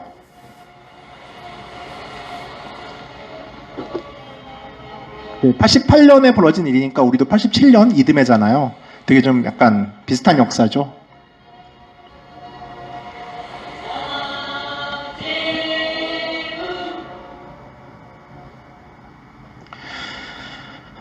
자, 뭐 좀 웃긴 이야기긴 한데, 그 내윈이 신봉에서 90자짜리 돈이 나왔던 그 수비학은 사실 미얀마에선 전국적 믿음의 대상이에요. 그러니까 미얀마 사람들은 수비학에서 가장 길한 날인 1988년 8월 8일 8시 8분 봉기를 하기로 결정합니다. 이게 되게 아침에 시위하기 힘들지 않아요? 다들 시위 좀 해보셔서 아시겠지만은 이 8시 8분에 시위하기 되게 힘들 텐데 어찌됐건 이제 이 무지길한 날로서 이날이 학생과 시민은 거리로, 노동자는 총파업 후 거리로, 그리고 스님은 법회 후 거리로 각 지역별 투쟁이가 꾸려지고 팜플렛이 거리 곳곳에 뿌려집니다. 그리고 시민들은 그들 앞에서 이제 군인들의 군화에 키스하는 퍼포먼스를 하면서 전 세계 외신들의, 사실 외신들이 이런 거 되게 좋아하거든요, 진짜로. 저도 이제 현장에서 뭐 해외 시위하면 취재를 하는데 이런 사진들을 좋아하죠. 이제 그 뭐 남의 나라에서 벌어진 일에서 이제 특히 한국의 뭐 독자들도 이런 사진 좋아하는데, 그리고 이제 너희들이 보호할 것은 너희들의 정권이 아니라 우리 시민이다라고 외치죠. 그러자 내위는 군경에게 이렇게 말합니다. 총을 위로 쏘지 말아라. 예, 조준하라는 얘기죠. 자, 항쟁의 불길이 근데 너무 커지니까 이제 군경도 겁을 먹기 시작해요. 너무 많은 사람이 모이니까. 그래서 급기야는 8월 19일이 되면은 차기 대통령 지명자인 장세동이 아니라 르윈이 사임을 합니다. 그리고 민간인 출신인 이제 마응마응이라는 사람이 대통령으로 선출이 돼요. 승리가 눈앞에 보이는 듯하죠. 8월 24일 전국 계엄이 해제되고 80년하고 상황이 되게 비슷하게 흘러가는데요.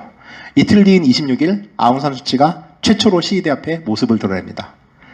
그러니까 아웅산 수치는 사실 이제 항쟁 기념 승리 집회에 참석했던 게 최초예요. 그러니까 사실 항쟁 당시에 아웅산 수치는 미얀마에 있었는데 어떠한 움직임도 보이지 않았던 것도 사실이긴 하거든요. 근데 이게 아웅산의 딸이라는 후광 때문에 승리 기념 집회에 참석했을 뿐인데 이 모든 혁명의 상징이 돼버리고 이 모든 혁명의 수확을 그냥 아웅산 수치가 가져가 버린 일이 발생을 하게 돼요. 근데 뭐 모든 혁명은 이렇게 뺏기는 거죠. 자, 모두가 승리의 기쁨에 취해 있던 이때 아주 묘한 사건이 터져요. 전국 교도소에서 일제히 폭동이 발생하고 죄수들이 탈출합니다. 그러자 뉴스가 바뀌어요. 민주화가 아니고 승리가 아니에요. 이제 치안이 중요한 이슈가 돼요. 그리고 9월 18일 국방장관 소마응이 친위 쿠데타를 일으켜요. 이렇게 8888 혁명은 비극으로 끝을 맺습니다. 당시의 영화인 비욘드 랭군인데, 그래서 뭐 잠깐 얘기를 하자면 여기 보면 이제 이 영화에 보면 이제 아웅산 수치와 비슷한 여인이 나와가지고 이제 막 장미꽃을 들고 군인 앞에 쓰고 군인이 막 저 여자를 쏘면은 뭐 저 여자를 순교자로 만드는 거야 이렇게 외치면서 막 그러는데 그런 일은 일어나지 않았어요. 아웅산 수치는 승리기념 집회에 나왔을 뿐이지 항쟁과는 별 상관이 사실 없습니다. 이게 약간 좀 애매한데 이 사건도. 자, 2기 군사정부가 들어섭니다. 그리고 학살이 벌어지죠. 8888의 짧은 승리는 이렇게 끝났어요. 혁명정부는 4개의 공약을 발표합니다. 뭐 똑같죠? 혁명정부라는 데는. 네, 그쵸? 비슷하죠? 안 읽을게요. 마지막에 다당제 민주적인 총선 실시. 근데 쿠데타에 저항하는 시위는 격렬해집니다. 쿠데타 첫 주간 1000명이 죽어요. 그러니까 사실 이제 이런 거를 추적하는 사람으로서는 지금 미얀마 군부는 눈치 되게 많이 본다고 저는 생각하거든요. 그러니까 근데 우리는 너무 강한 영상을 지금 많이 보고 있어가지고 이게 그렇다고 뭐 지금 심각하지 않다는 얘기는 전혀 아니에요. 근데 얘네는 정말 도살자들이에요. 특히 미국 대사관 앞에서 보란듯이 발표를 해요. 그러니까 이건 거의 뭐 선전포고죠. 그러니까 학살이 거의 전 세계에 중계되다시피 합니다. 사람들이 죽는 과정이. 9월 말까지 3,000명이 죽어요. 그러니까 이건 공식 숫자예요. 그러니까 아시겠지만 공식은 적어요, 되게. 비공식은 25,000까지도 봐요, 이때. 죽은 사람을. 그렇죠. 결국 미얀마 민주화 세력, 특히 학생운동가들은 미얀마 바깥으로 탈출을 합니다. 약 3,000명의 학생운동가들이 서북부 인도 국경을 탈출해가지고서 학생운동사의 전례가 없는 반정부 무장단체를 결성해요. 그러니까 우리도 학생운동사가 좀 빡세지만은 이게 뭐 총 들고 나서진 않았잖아요. 학생운동 조직. 그러니까 전대협 전체가 날아간 거예요, 지금. 전대협 같은 조직이 밀림으로 가가지고서 무장투쟁을 선언한 거예요. 이 조직의 이름은 버마 학생민주전선입니다. 그러니까 어마어마한 전 세계 학생운동사의 유례가 없는 조직이에요. 국제사회는 이 학살에 항의하는 의미로 다양한 경제 제재 조치를 내놓습니다만 사실 이 나라는 1기 군사정부 때부터 자립이 목표인 나라예요. 그러니까 아무리 지금 뭐 미국이 북한을 봉쇄한다 하더라도 북한이 잘 버티는 것도 이 나라가 구조 자체가 우리랑 다른 구조잖아요. 그러니까 거기다가 여기는 북한과 달리 쌀이 넘쳐요. 그러니까 식량난이 발생할 수는 없는 구조예요. 그러니까 환경이 유리하죠. 그러니까 미얀마는 기본적으로 평화롭고 한가롭지만 부진장 가난한 나라로서 이골이 난 나라예요. 그러니까 이 전 세계적인 경제 제재가 별 효과를 발휘하지 못해요. 쿠데타 세력은 법질서위원회라는 걸 만듭니다. 그리고 1년 후인 1990년 약속을 지켜서 다당제에 의한 자유총선을 해요. 헛구명으로 생각했는데, 그래서 선거일은 90년 5월 27일인데 등록 정당이 93개. 근데 뭐 바보가 아니라면 누구나 군부가 후원하는 민족통일당과 아웅산 수치의 민족민주전선의 2파전을 예상했죠. 뚜껑이 열렸는데 박빙도 아니고 아주 싱겁게 아웅산 수치의 민족민주전선이 승리를 합니다. 485개 의석 중 392개를 가져가요. 그러니까 뭐 지난 4월 총선에서 뭐 이제 민주당이 이긴 거는 비교도 안 될 정도로 이긴 거죠. 그리고 여당인 민족통일당은 10석밖에 못 얻어요. 자, 어떻게 했을까요? 선거를 무효로 돌립니다. 예. 뭐 아주 그냥 약간 미얀마 군부로서는 귀찮은 여론조사를 한 거죠, 그냥. 아, 시민들이 날 싫어하는구나. 그럼 계속 독재를 해야지라고 생각한 거죠. 그래도 들으시네요. 역사에서 안 들을 줄 알았는데. 뭐 이건 제가 재밌게 얘기하는 거라고 믿겠습니다. 예. 좀 더 크게? 예.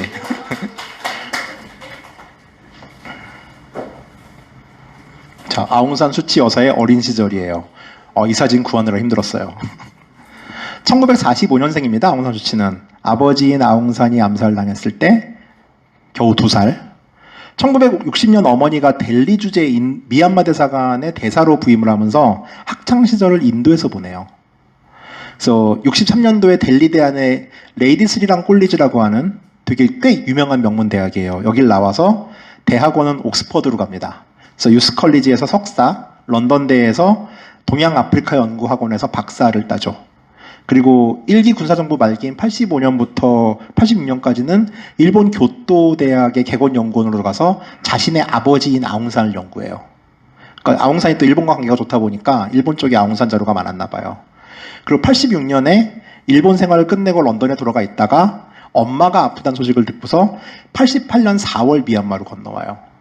그러니까 이제 그때 당시 미얀마는 이제 한참 시끄러울 때였죠. 88년 3월 그러니까 수치가 조국으로 돌아가기 한 달 전에 그 군부의 1차 학살이 있었죠. 그리고 한 달 후에 이제 돌아간 거예요. 그러니까 아마 자기 조국에서 어떤 일이 벌어졌는지를 몰랐을 리는 전혀 없어요. 아웅산 수치가. 그 발포가 일상적인 시절에서 수치는 이제 좀 침묵으로 일관하고 8월 8일에 그 대봉기에도 수치는 별 말을 하지 않습니다. 그러다가 8월 17일 날 이게 약간 좀 지금 서울시장으로 나오신 분과 좀 비슷한 얘기인데 이 사태에 대한 입장을 내겠다는 입장을 발표해요. 그런데 이걸로도 세간의 주목을 받아요. 왜냐하면 독립영웅 아웅산의 딸이니까. 그리고 8월 26일 아까 말했던 이제 승리 축하 집회에 8888 혁명의 주역처럼 비춰집니다. 등장을 하면서.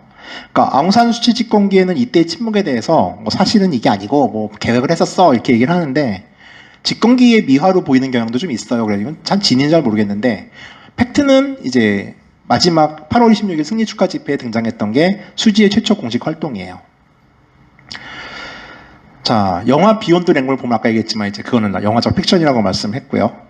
또 하나 일반적이지 않은 거는 요건 좀 생각을 해봐야 될 문제인데 아웅산의 부인이자 수지의 어머니인 킨찌 여사의 이력인데 이분은 이제 운우 정부 시절에 그러니까 민간 정부 시절에 복지부 장관을 지내다가 군사정부 이분이 인도대사로 부임했던 때가 군사정부 시절이에요. 그러니까 군사정부 시절에 요직을 맡았던 분이에요. 그리고 그 시절에 수치는 이제 인도에서 대학을 다녔던 거죠. 그러니까 뭐 미얀마한테 인도는 한국에서 주미대사급은 아닌데 주일대사나 주중대사급은 돼요. 그러니까 되게 높은 외교관이거든요. 그러니까 미얀마는 바로 인도 옆이라서 되게 중요한 국가라. 그러니까 핵심 외교관이었다는 뜻이고요. 뭐 물론 이제 군사정부에서도 이제 뭐 아웅산의 부인을 굳이 국내로 불러들여가지고 이제 화를 만들고 싶지 않아서 그랬다는 설도 있고 저도 이것도 좀 타당성이 있다고 봐요. 어찌됐건 이제 민주화의 심장이 될 수 있으니까 그냥 직위를 유지한 상태에서 멀리 뒀다라는 설도 있는데 어찌됐건 수지는 이때 이제 10대 후반에서 20대였던 거죠.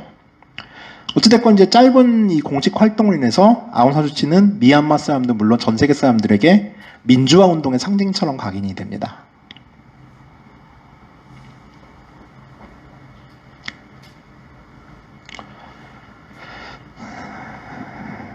자, 미얀마 갈등의 3대 축은 아주 기본적으로 군사정부와 민주주의를 염원하는 시민들의 갈등이 1차적으로 있고요.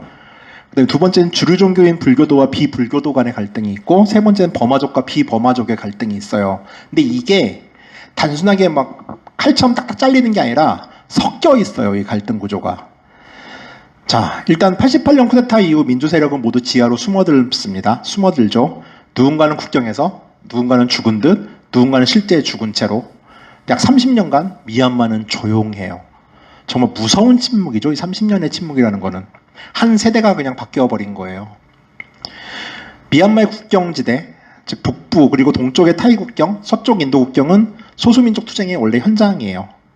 그러니까 뭐 무장단체만 하더라도 몬족으로 이루어진 몬민족해방군, 카친 지역에 있는 카친 민족해방군, 그리고 카렌족으로 구성된 카렌 민족해방군 같은 무장투쟁 세력들이 미얀마 국경 전체에서 미얀마 정부군과 원래부터 교전을 벌이고 있었어요. 그리고 버마 학생민주전선, 그 이제 소위 말하는 8888 혁명의 운동권들 3,000명이 무장단체를 조직하죠.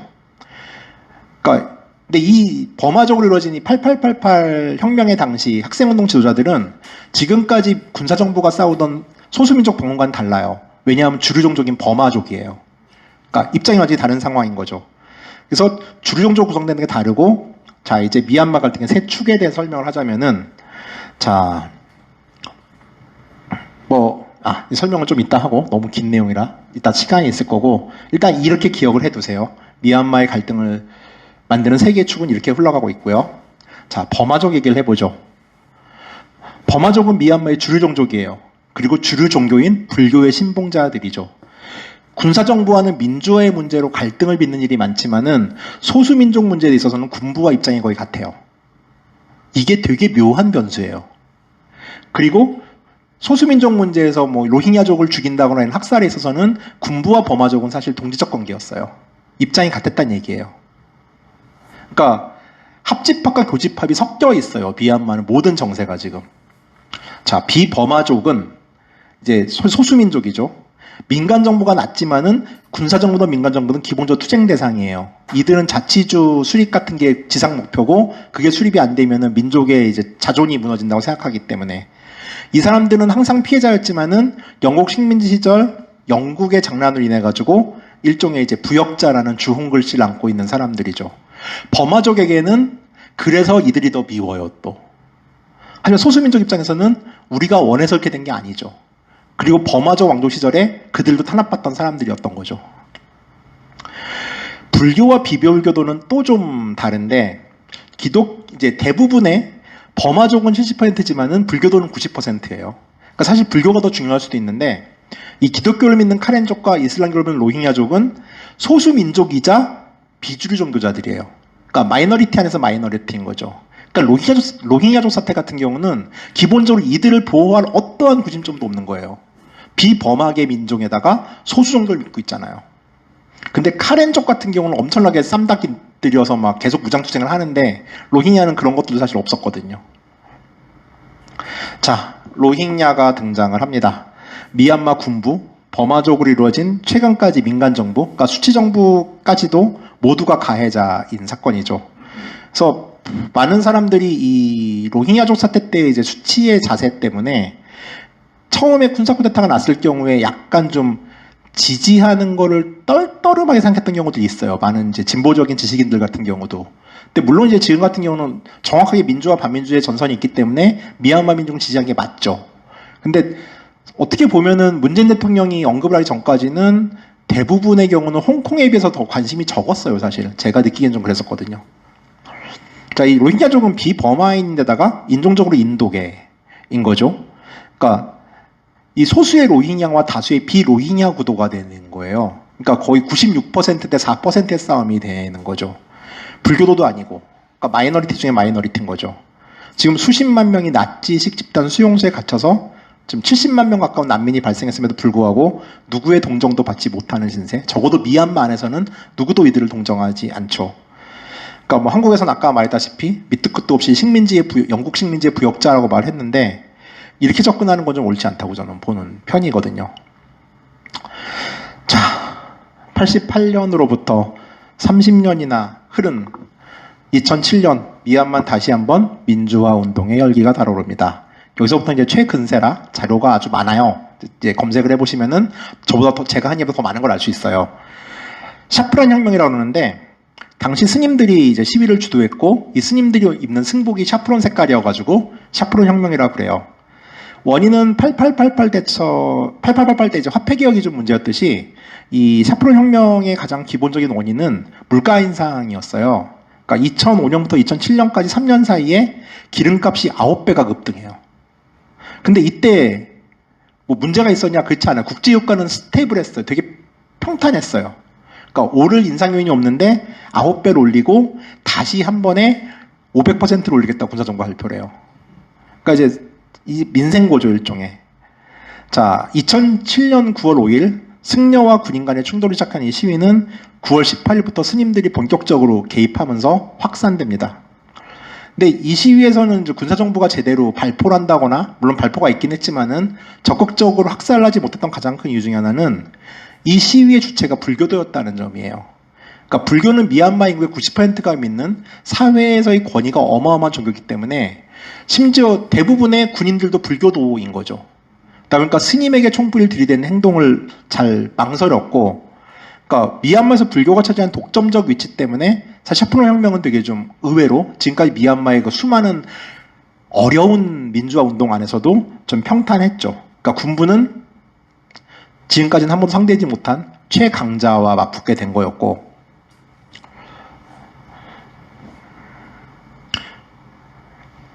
예, 앙산수치도 전면에 등장하면서 9월 22일 샤프론 혁명 당시 시위대가 아웅산수치에 연근된 자택으로 향하게 됩니다.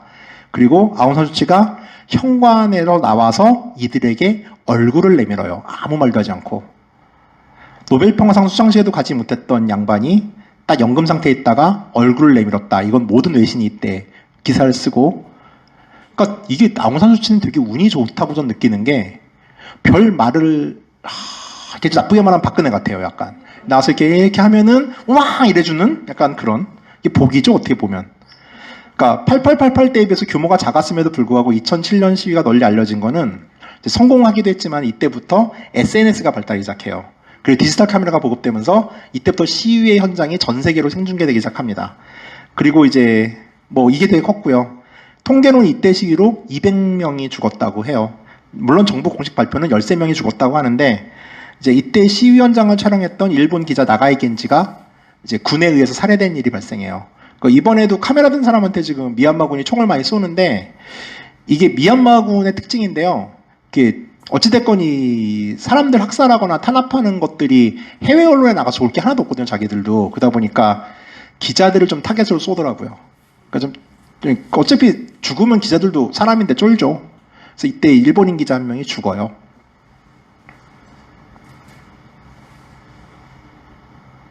응? 얘 왜 안 움직이지? 잠시만요.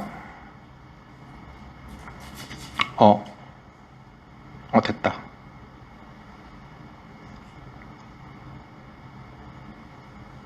네. 그리고 드디어 샤프론 혁명의 힘으로 헌법이 개정됩니다. 조금 더 나은 헌법일까요? 참고로 이 헌법이 현재의 헌법이에요. 좀 볼게요. 자, 입법부는 440석의 상원과 224석의 하원으로 구성되는데 군부는 전체 정원의 25%는 강제로 가져요. 이건 유정해도 아니에요. 그러니까 유정해죠 거의. 그러니까 일단 25%는 군부가 가진 상태에서 75%만 선거로 뽑는 거예요. 자, 이 25%라는 숫자는 되게 중요합니다. 자, 59조는 대통령과 부통령의 자격인데 다 필요 없고요. 맨 마지막 자기 자신 양친 부모 중 한 명 배우자 적법한 자녀들과 그들의 배우자가 외국 국적을 가지면은 대통령에 출마할 수 없어요. 근데 아웅산수치는 남편이 영국 사람이거든요. 그리고 자식들도 영국 국적자예요. 그러니까 이제 아웅산수치는 출마하지 못하게 하는 맞춤법이죠. 자, 이게 웃긴데 군 총사령관은 부통령급인데 군 통수권을 대통령이 가지고 있지 않고 군 사령관이 보유해요. 그리고 이제 군부는 정부와 관계없는 군 행정 사법에 대한 사항을 독자적으로 결정해요. 그러니까 정부가 군부의 일에 관여할 수 있는 길을 막아놨고요. 그다음에 군 총사령관이 국방장관과 안보부 장관, 국경장관 등 세 개의 장관 후보자를 지명해야 하고 대통령을 임명해야 돼요. 그러니까 이 국방장관과 내무부 장관, 경찰을 통솔하죠. 국경장관도 군인을 통솔하잖아요. 이 무력을 쓸 수 있는 세 개의 장관은 무조건 군부가 가지게 돼 있고, 이 군 총상을 임명한 이 세 개의 무력을 가진 장관은 반드시 군인이어야 돼요. 그러니까 민간 정부의 힘이 사실 없는 거죠. 그러니까 헌법이 이래요, 지금. 자, 국가 비상사태. 분열을 초래할 경우 비상사태를 실시하는데, 대통령 국방안보위원회 협의 후 1년, 전국에 1년간 비상사태 선언할 수가 있어요. 지금 2021년 쿠데타에서도 1년간 비상사태 선언했거든요. 이게 무슨 조항이냐면요. 그러니까 쿠데타가 미얀마 헌법상에서는 거의 합법이에요. 그러니까 왜냐하면은 주권상실처럼 위험 초래 시 비상사태 선언할 수 있는데 1년 1년간 비상사태가 선언이 되고 이 기간 동안에는 대통령은 입법, 행정, 사법 정권을 군 총사령관에게 이양해야 되고 연방의회는 해산돼요. 대통령은 힘이 하나도 없는 거죠. 자, 그러면은 국방안보위원회가 무엇인가가 중요하죠. 왜냐하면 대통령은 국방안보위원회라 협의 후에 대통령의 권한이 상실되게 돼 있잖아요. 근데 국방안보협의회는 대통령, 부통령 둘, 국민의회의장, 민족의회의장, 군총사령관, 부총사령관, 국방장관, 외교장관, 내무장관, 국경장관 11인인데 군 총사령관과 군 부총사령관과 국방장관, 외교장관, 내무장관, 국경장관 5명은 일단 군인이에요. 한 팀이에요. 부통령 중에 한 명이 군인이에요. 그러면은 대통령과 의장, 민족의회 의장 중에 한 명을, 그러니까 수적으로 일단 군인이 분리하지가 않죠. 그러니까 5명이 확실하고 추가 2사람만 군부 입김이 확실해지면은 언제든지 쿠데타를 사고 승인할 수가 있는 구조예요. 그러니까 지금 미얀마 군부는 지금도 이게 합법이라고 주장을 해요. 그래서 헌법에 의해 가지고, 그러니까 헌법이 이따위로 만들어져 있어요. 자, 이렇게 튼튼하게 전혀 군부가 지지하는 상황을 만든 다음에 민주화의 길로 갑니다. 그게 우리가 보고 있는 아웅산수치 정부였던 거예요. 2010년 두 번째 총선거가 실시되는데 이때는 아웅산수치가 이제 부정선거 주장하면서 선거를 보이콧하는데 군부가 알아서 이렇게 잘 만들어 놓고 나서 정권을 이양하죠. 이건 헌법 개정과 관련된 건데 이것 또한 이제 헌법 개정을 하려면은 이제 국가의 기본 원칙 등을 바꾸려면 75% 찬성을 받아야 해요. 그 외 조항은 과반수인데 근데 25%를 이미 군부가 가지고 있잖아요. 이 숫자가 4,4,5입이어가지고요. 군부 전체가 반대하면 헌법 개정이 안 돼요.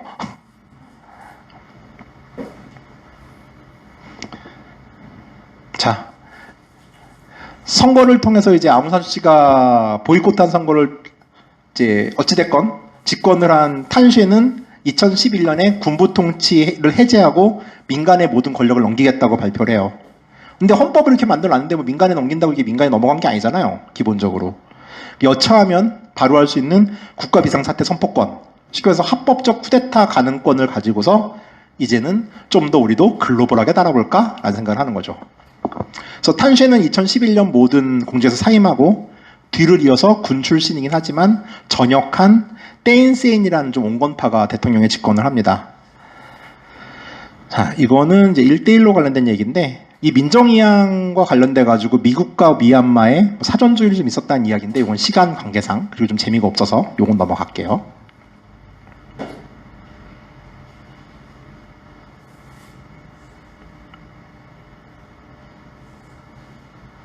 자, 2015년 세 번째 총선거가 있었습니다. 현행 헌법으로 두 번째 선거였죠. 미얀마 역사상 처음으로 유엔이 들어가서 선거감시 임무를 맡아요. 그리고 결과는 아웅산수지의 민족민주전선이 어마어마한 승리를 합니다. 이 정도로 이겨요.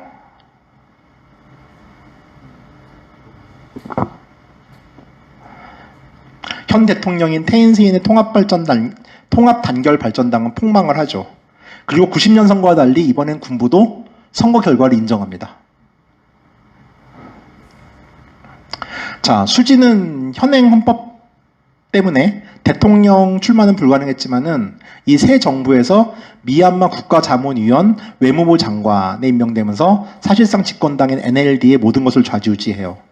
거의 어느 정도였냐면은 이 당시 수지가 한 인터뷰가 지금 언론에 남아 있는데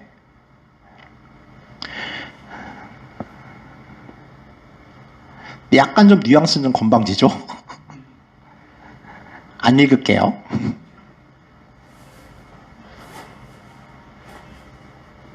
교도통신과의 인터뷰에서는 차기 대통령은 아무런 권한이 없다. 내가 모든 것을 결정하겠다.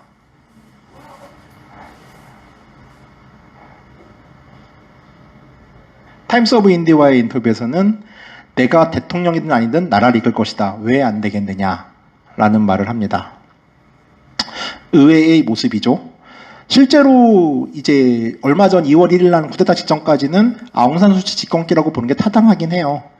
이때 이제 BBC는 어떤 식으로까지 보도를 했냐면은 현직 대통령은 수치의 보좌관에 불과하다. 라는 식의 분석 기사를 냈을 정도로 수치는 막강한 권한을 행사합니다. 물론 이제 여기서는 이제 헌법 때문에 군사나 치안 관련된 권한은 수치에게 없었죠. 그건 군부의 역할이긴 했으니까. 하지만 이제 군부와 좀 밀월관계를 가졌다는 것은 부정할 수가 없어요. 뭐 좋게 보면은 이제 김영삼이 3당 합당을 해가지고 민자당에 들어간 것과 비유를 하기도 하는데 지금 쿠데타 상황으로 보면은 뭐 김영삼은 어찌됐건 집권을 했지만 수치는 지금 떨어진 거 아니에요. 호랑이 등에서. 자, 아웅산 수치 집권기. 뭐 가장 잘한 일로 손꼽히는 거는 이제 아버지의 유지를 이어서 소수민족 문제를 적극적으로 해결해 나가려고 노력을 했다는 거예요. 그래서 21세기 빵롱 회담이라고 하는 이 빵롱 회담이 수치의 아버지인 아웅산이 소수민족과 했던 회담이거든요. 이거 21세기 팔 만들겠다고 해가지고서 약간 2010년 정치 이벤트를 벌이는데 반기문까지 갔었어요. 당시 유엔 사무총장까지 가서 뭐 했는데 20개 소수민족 대표 중에 17개 부족이 참석을 했는데 뭐 그 각 부족 간의 발언권과 대표 자격 문제가 좀 싸움이 나가지고서 결국 아무런 결과 없이 해산되긴 해요. 근데 그럼에도 불구하고 소수민족 문제를 해결하려고 나섰다는 것 정도로서는 좀 인정을 받을 만한 일이죠. 하지만 이제 수지 집권기의 가장 어두운 부분이라면 역시 로힝야족 사태를 들 수 있죠. 앞서 언급했던 수치는 사실상 군권을 제외한 당시 미얀마 내정의 최고 책임자였어요. 이 사건에 대한 유엔 인권 최고 대표 사무소의 보고서에 의하면은 2017년 2월 보고서예요. 미얀마 군이 로힝야족을 상대로 다중살인과 집단 성폭행을 저질렀다면서 반인도적 범죄의 수준이 매우 심각하다. 이 보고서에 따르면은 2016년부터 2017년까지 현재는 자료도 없어요. 사실 이쪽은. 이게 최신 정보인데 이 기간 동안 약 2만 4천 명의 로힝야 사람들이 학살당했고 1만 8천 명의 여성들이 집단 강간을 비롯한 각종 성폭력에 노출되었다라고 발표를 했어요. 그리고 2017년 유엔 난민기구는 이 사태로 방글라데시로 도망간 난민이 15만 명이 육박한다고 했고요. 그리고 이 로힝야족 학살에 가장 앞장섰던 게 버마족 불교도들입니다. 그리고 놀랍지만 불교종단의 승려들도 이 학살에 상당히 가담을 많이 했어요. 왜 이런 일이 발생하냐 하면은 사실 서구 사회는 이때 되게 많이 놀래요. 그러니까 불교는 평화의 종교다라고만 많이 알려져 있었는데 불교의 폭력적인 모습. 근데 사실 스리랑카나 미얀마로 가보면은 그러니까 절대 다수, 그러니까 이게 종교가 주는 메시지가 중요한 건 아닌 것 같아요. 누구든 다수가 되면 악해질 수 있어요. 90%가 믿는 종교가 되면은 그들이 모든 걸 가지기 위해서 악해지는 거죠. 그거는 그냥 그것이 불교든 기독교든 이슬람교든 상관이 없어요. 그냥 다수는 악해지는 것 같아요. 그래가지고 우리 민주주의의 아버지들은 모든 권력을 쪼개놨죠. 서로 견제할 수 있게끔. 그리고 황금 분할이 중요하다고 만들었고요. 자, 이 사건은 뭐 되게 좀 복잡하게 흘러가는데, 그러니까 미얀마는 이제 80년대 국적법을 바꿔서 이 로힝야족을 시민에서 제외를 해요. 그래서 사실 로힝야족은 이제 미얀마 법적으로는 미얀마 국민이 아니에요. 그 이유는 이제 영국 식민지 시절에 이 사람들이 영국에 의해서 강제 이주당했기 때문에 미얀마 국민이 아니라는 건데 80년을 살았잖아요, 최소. 근데 이 사람들이 영국 식민지 시절에 부역을 했다는 이유만으로도 이 사람의 생존을 이런 식으로 탄압하는 건 옳지 않죠. 그러니까 아무리 양보한다 하더라도. 그래가지고 이 로힝야족 사태는 80년대, 90년대 정기적으로 계속 난민 사태가 발생을 했던 문제예요. 근데 지금 이번 일 같은 경우는 이제 수치 정부 하에서 벌어졌고, 그리고 인종 청소라고 부릴 정도의 뭐 최대 65만 명의 난민으로 지금 파악을 하고 있거든요. 그러니까 150만 명 중에. 그러니까 좀 약간 인도주의적 재난이 발생했고, 그러니까 전 약간 그런 생각도 들어요. 이번 쿠데타 같은 경우 사람들이 분노하는 이유는 이제 물론 200명의 생명이 적다는 얘기는 아니지만은 우리가 이들이 싸우는 과정을 영상으로 보잖아요. 근데 로힝야 사태 때는 사실 거의 뭐 수만 명이 죽었거든요. 그러니까 집단 강간을 당한 게 18,000명이라고 하는데 이때는 로힝야 사람들은 이런 매스미디어를 가지고 있지 않았기 때문에 자신들의 죽어가는 과정을 생중계하지 못했어요. 그렇기 때문에 우리는 이들을 숫자로밖에 모르죠. 그리고 우리는 소수가 죽었을 때 영상으로서 그들에 더 감정이입을 하고 어쩌면 숫자에 대해서 둔감할지도 몰라요. 그래서 저는 사실 이 쿠데타 얘기를 하면서 쿠데타에도 중요한 이슈지만은 미얀마 사회에서 가장 중요한 이슈는 사실 소수민족 문제예요. 그러니까 지금의 피해자인 이 버마족 불교도들은 언제든지 민주화가 되고 나서 다시 가해자가 될 수 있어요. 그래서 수치와 미얀마 민중을 분리해서 봤으면 좋겠고 미얀마 안에서도 관심을 계속 가지되 비버마족 사람들에 대한 관심도 좀 유지됐으면 좋겠어요. 그래서 사실 전 이 이야기를 하려고 나왔어요. 정확하게 말하면은. 그러니까 너무 선악구도로 지금 미얀마 쿠데타를 바라보는 시각이 있어서 이건 좀 위험하다라는 생각도 저는 솔직히 했거든요. 우리가 그 마트에서 쉽게 사는 그 태국산 흰다리 새우 있잖아요. 제일 흔한 새우죠. 이게 지금 이 타이 양식장에서 노동을 하는 사람 중에 상당수가 로힝야 난민들이에요. 그러니까 이들은 거의 노예제도, 현대판 노예제도와 같은 조건에서 지금 흰다리 새우 양식을 하고 있거든요. 그래가지고, 저도 사 먹긴 하는데, 들죠? 그런 생각들이. 자, 어찌됐건 이 미얀마의 소수민족 문제는 이렇게 끊임없는 복수의 연속일 뿐이에요. 그러니까 적어도 뭐 정치적 반대자, 뭐 한때 매국노를 하더라도 그들의 후손에게 죄를 물리는 건 좀 부당하다고 본 입장이고요. 70년 전의 일, 80년 전의 일을 지금까지 끌어오는 건 그 일을 끌어들인 사람들의 불손함도 있다고 저는 봅니다. 그러니까 우리는 70, 80년 전에 벌어진 일에 대해서 시시비비를 밝히는 의무는 있지만은 더 이상 그들을 단죄할 권리는 전 없다고 생각하거든요. 그들이 아니기 때문에 그들의 후손들은. 이건 역사의 몫인 거죠. 그리고 올바른 지도자라면은 이 보복의 악순환을 끊어내는 게 정말 올바른 지도자라고 봐요. 그들이 설사 가해자라 하더라도 민족에게. 참고로 수치는 로힝야 사태에 대해서 침묵하거나 혹은 심지어 이런 군부의 행동을 이해한다는 듯한 뉘앙스의 발언을 많이 했어요. 그래서 이로 인해서 그녀가 수상했던 노벨평화상 수상 반납운동이 촉발되게는 계기가 되기도 했죠. 그리고 이와 함께 아웅산 수치 시기의 어두운 점이라면은 그 NLD 정부는 영국 식민지 시절에 만들었던 폭동금지법과 선동금지법을 대규모로 활용해가지고서 언론과 수많은 시민단체 활동가들을 탄압하고 구속하기도 했습니다. 이것도 이제 잘 알려지지 않은 어두운 이면인데, 그리고 2018년 8월에는 내각의 장군들, 여기서 말하는 수치 내각의 장군들이라면 아까 말한 국방부 장관과 내무부 장관, 국경장관인데 그들에게 레더 스위터라는 발언을 해요. 이게 되게 해외 언론에서는 크게 보도됐었거든요. 그러니까 그들은 꽤 달콤하다 정도의 표현이잖아요. 그래가지고 BBC 같은 경우는 사실 되게 비판적이에요. 수치에 대해서 진짜로.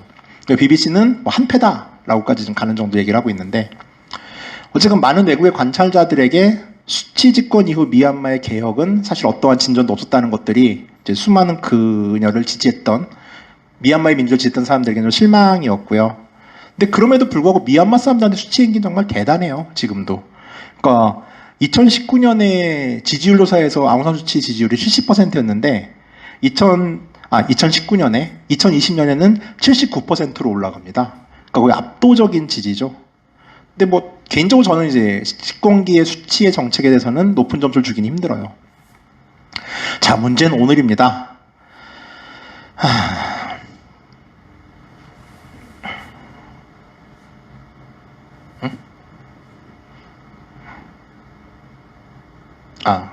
잠시만요. 요 화면이 살짝 더 느리네. 자, 군부와 그럼 수치는 결국 권력을 공유하거나 권력을 분점한 상태까지 갔는데 왜 이렇게 갈등에 빠져들게 됐을까요? 가장 큰 이유는 2019년, 2020년에 집권당 NLD가 추진했던 개헌 시도예요. 물론 이 개헌 시도는 사실 미얀마가 정상화되는 과정이긴 하죠. 지금 헌법이 너무 이상하잖아요, 지금. 그러니까 군부에 너무 막대한 힘을 주고 있고. 그러니까 NLD는 개헌을 통해서 이제 군부의 힘을 약화시키고 결정적으로는 그들의 지도자인 아웅산 수치에게 완전한 법적 지위, 즉 대통령으로 선출하고 싶었던 것 같아요. 근데 이 개헌 시도는 군부의 반발로 무효화가 됩니다. 그리고 이때 이후로 이제 군부와 수치 정부는 상당한 긴장 관계에 놓여요. 사실 이게 이제 쿠데타의 실제 배경 중에 하나인 거죠. 그러니까 권력을 공유하기로 했던 수치와 군부의 계약이 이때쯤에서 이제 계약이 만료된 거라고 보는 게 타당하죠. 자, 이 군부와 수치의 갈등은 2020년 11월 총선에서 다시 불거집니다. 이 최근에 총선이 있었는데 미얀마 시민들은 다시 한번 수치에게 몰표를 행사해요. NLD가 상하원 의석 전체 476석 중 396석을 차지해요. 그러니까 15년 선거 때보다 6석이 늘어나요. 그러니까 더 큰 승거죠. 승리죠. 2015년 선거가 언제 압승이라 다들 이제 선거 좀 해보셨으면 알겠지만 이렇게 누가 압승하면 그 다음에는 시민들이 약간 이제 균형을 잡아주잖아요. 근데 그게 없이 더 크게 이겨버린 거예요. 그래서 NLD는 자신감을 얻었어요. 그래서 우리 진짜 다시 한번 국민들의 힘으로 헌법 개정을 밀어붙여 볼까? 라고 생각을 하면서 군부와 타협에 들어가요. 그래서 비공식 보도, 비공식 이제 정보에 의한 BBC 보도에 의하면은 쿠데타 이틀 전까지 수치와 군부는 협상을 했어요. 그러니까 협상이 결렬되면서 쿠데타가 난 거라고 보죠, 지금은 사실. 이게 결국 이제 발화점이었던 거죠. 그러니까 군부는 수치와 권력을 공유할 수는 있는데 권력을 수치가 가져간 것까지는 참을 수 없었던 거예요. 그러니까 수치가 권력의 정점에 쓰는 거는 군부는 용납할 수 없었던 거죠. 왜냐하면 NLD가 원하는 헌법 개정이라는 거는 군부에 제공된 온갖 특혜를 그냥 다 말살시키는 결과니까요. 결국 이 쿠데타의 본질은 기득권을 놓고 싶지 않아 하는 군부와 미얀마를 보다 더 민주적인, 하지만 그 이면에는 수치를 대통령으로 만들고 싶어하는 NLD의 목적의식, 그리고 다수종족으로서 미얀마에서 부동의 위치를 차지하고 싶어하는 버마족과 불교계의 이해가 완전히 뒤죽박죽으로 섞여 있는 상황이에요. 그러니까 각자 이해관계는 다르면서 같은 부분이 있는 거죠. 그러니까 사실 지금 적과 아군이 언제 뒤바뀔지 모르는 상황이라고 저는 보거든요. 아무튼 군부의 이런 집권 연장 야욕에 이제 수치를 지지하는 미얀마, 버마족으로 이루어진 이제 민중들은 군사정부의 총에 맞서서 정말 우리가 보고 있는 어마어마한 항쟁을 벌이고 있죠. 이런 점에서 사실 이 미얀마의 쿠데타는 어느 날 갑자기 시작된 갑툭튀한 사건은 아니에요. 미얀마 역사 속에서 끊임없이 버마계와 비버마계, 불교와 비불교도, 그리고 군부와 시민 사이의 항쟁이 능축된 결과물이 오늘의 미얀마의 현실인 거죠. 사실 2020년 12월부터 쿠데타 선언 파다했어요. 좀 이제 알만한 사람들에게는. 단지 그때가 언제냐만 남은 시점에서 터진 거죠. 그러니까 어느 날 갑자기 이게 뚝 떨어진 사건은 아니에요. 사건의 본질은. The conflict in Myanmar is now a battle for control of individual neighborhoods. Residents and 되게 그림이 홍콩 시위 같지 않아요? 노란 헬멧 쓰고. police and soldiers sweeping through to get people off the streets, and sometimes shooting at those brave enough to film from their apartments.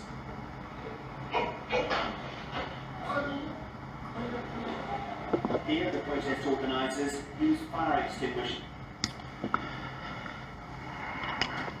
자, 최근 외신들은 이제 미얀마가 다시 내전 상황으로 갈 거다라는 식으로 보도를 많이 쏟아내고 있는데, 이제 가장 큰 근거 중 하나는 현재 정부와 휴전 중이지만 아직 무기를 버리지 않은 소수민족 반군들이 쿠데타에 항의하는 이제 대중 시위를 지원하겠다라고 나선 상태고, 가장 강력한 전투력을 가진 카렌 민족해방군은 거의 재봉기하겠다라고 위협하는 상황이에요. 그리고 심지어 이제 군부와 수치 정권에게 엄청난 탄압을 받았던 로힝야족도 지금 아웅산 수치와 민주화 시위대를 지지하고 있는 상황이에요. 근데 로힝야족의 지지는 참 눈물겹죠. 왜 이들은 수치를 지지할까요? 이게 진짜 그러니까 로힝야 입장에서는 수치도 가해자의 일원이긴 하지만은 현재 쿠데타를 일으킨 아웅민 장군은 로힝야 사태를 실질적으로 주도한 도살자예요. 그러니까 학살 계획을 수립하고 실행한 사람이에요. 그러니까 로힝야 입장에서는 그래도 방관했던 수치가 나은 거예요. 최소한 수치 정보가 있을 때는 협상을 하는 척이라도 했는데, 그리고 로힝야족 입장에서는 이 아웅민이 버마족 불교도들의 환심을 사고자 다시 한번 학살을 일으킬까봐 되게 두려워하고 있어요. 그러니까 이 로힝야족이 수치를 지지하는 이 상황은 정말 저는 되게 비극적인 상황이라고 생각하거든요.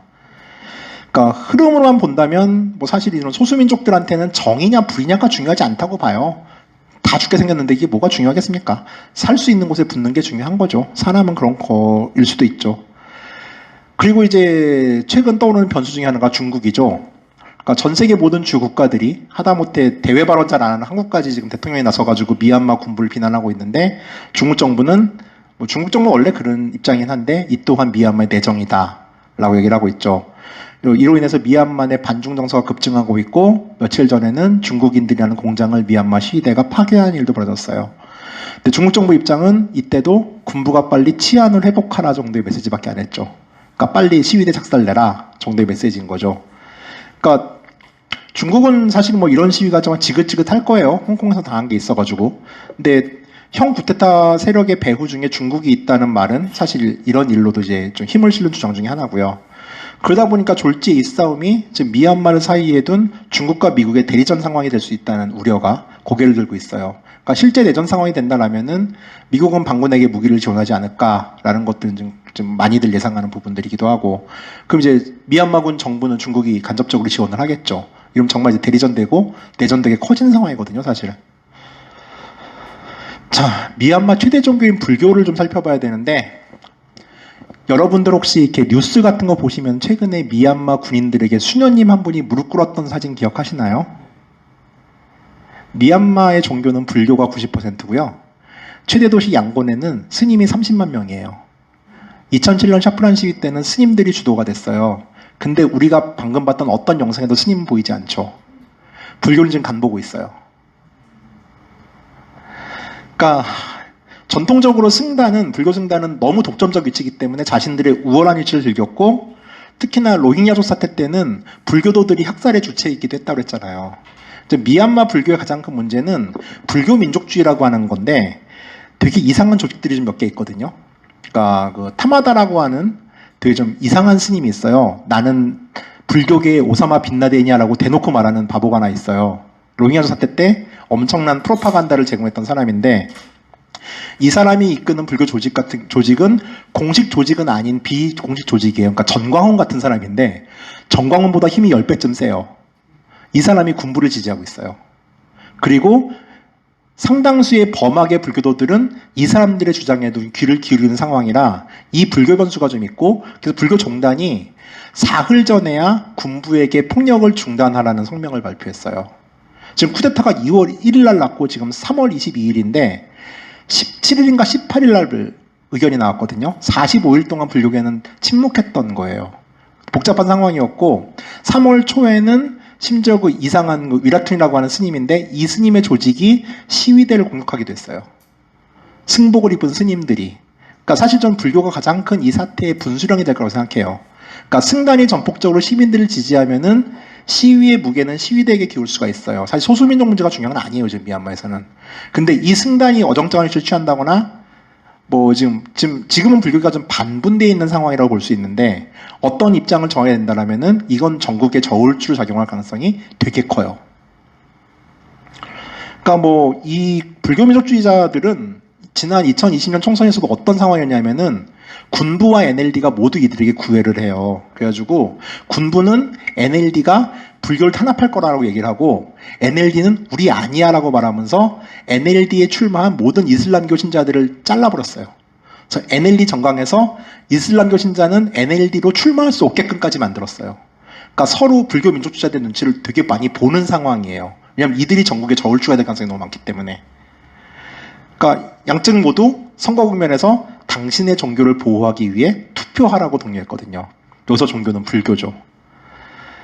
자, 현재 쿠데타의 수객격인 이 아웅민이라는 사람은 버마족 우선주의를 주장하는 사람이에요. 그리고 불교와 결합된 이 불교 민족주의자들에게는 인기가 아주 좋은 편이에요.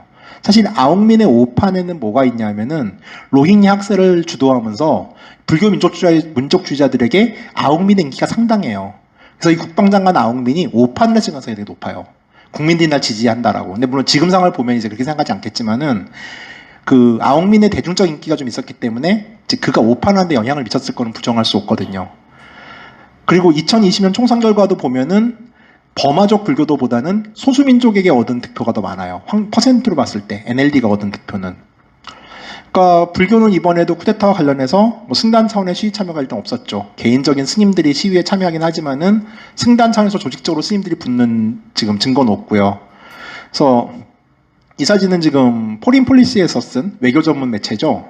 그 김대중 대통령과 이 리칸 위가 쓴 아시아적 가치 논쟁을 벌였던 포린 폴리시의 최근 기사인데 이제 왜 불교도들은 군대를 후원하고 있는가라는 기사예요. 그러니까 한국에서는 이게 잘 알려지지 않은 사실인데 이제 일부 외신들은 보도를 하고 있고 저도 다음 주에 제가 이제 글을 쓰는 정통 시사주간 시사인에 저 얘기를 썼어요. 이 미얀마 불교와 관련된 얘기를. 그래서 수녀가 무릎을 꿇었다는 거는 되게 이상한 그림이에요, 지금. 그러니까 이거를 좀 이제 눈썰미가 있으면은 이 그림에서 되게 이상하다는 걸 보셔야 돼요. 그러면 정말 이제 국제 정세 A급이에요. 왜 미얀마에 수녀님들이 나왔지라는 게. 자, 그런 상황이고요. 그러니까 이제 뭐 어디로 가나 이제 소수민족에게 특히 비범하게 비불교도인들에게는 어떻게 돼도 상황은 나빠질 수밖에 없는 거죠.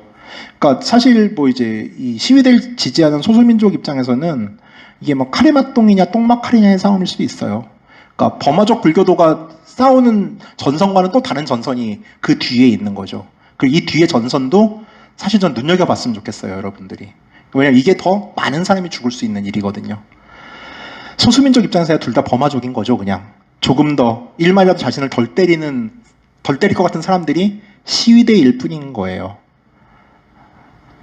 비극이죠. 자, 그리고 마지막으로 요즘 영상을 보면은 이런 노란 헬멧에 검은 옷을 이제 입은 홍콩 시위대를 떠올리시는 분이 많을 겁니다. 2019년 홍콩 시위는 전 세계 저항자들에게 되게 많은 영감을 불러일으켰어요. 소리 꺼야겠다.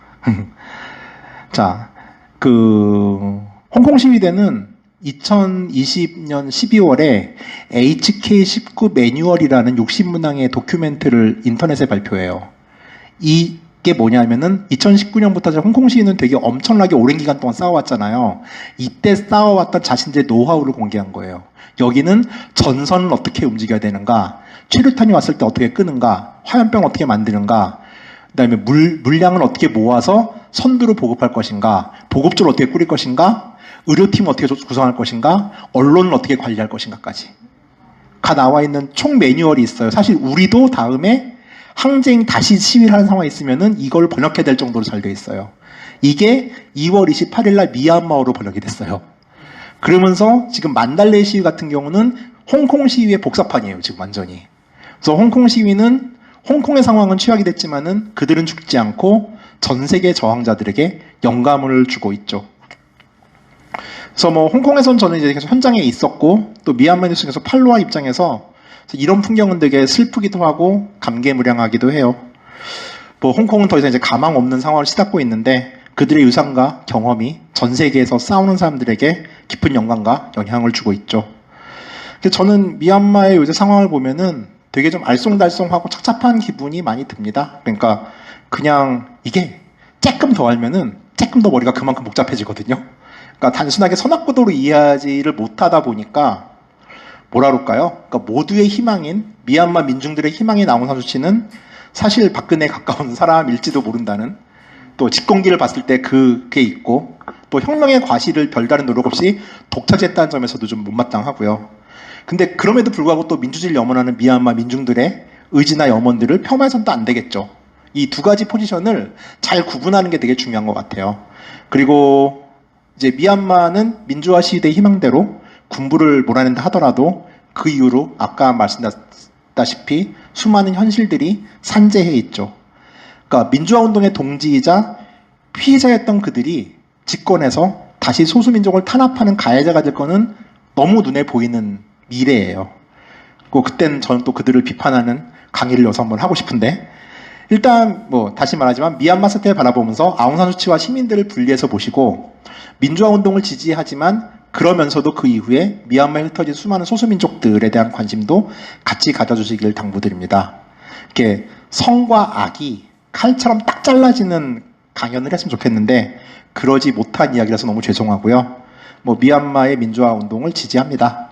그리고 이제 미얀마 사람들이 이렇게 세 손가락을 이렇게 인사하죠. 이거는 영화 헝거게임에 등장하는 권력에 대항하는 의사 표시예요. 영화 속에 등장했던 거고 전체주의에 대항하는 인사법으로서 전 세계 모든 저항자들이 쓰고 있는 인사법입니다. 자, 5분 전에 강의를 마친 이 아름답고 위대한 모습 질문을 받을게요.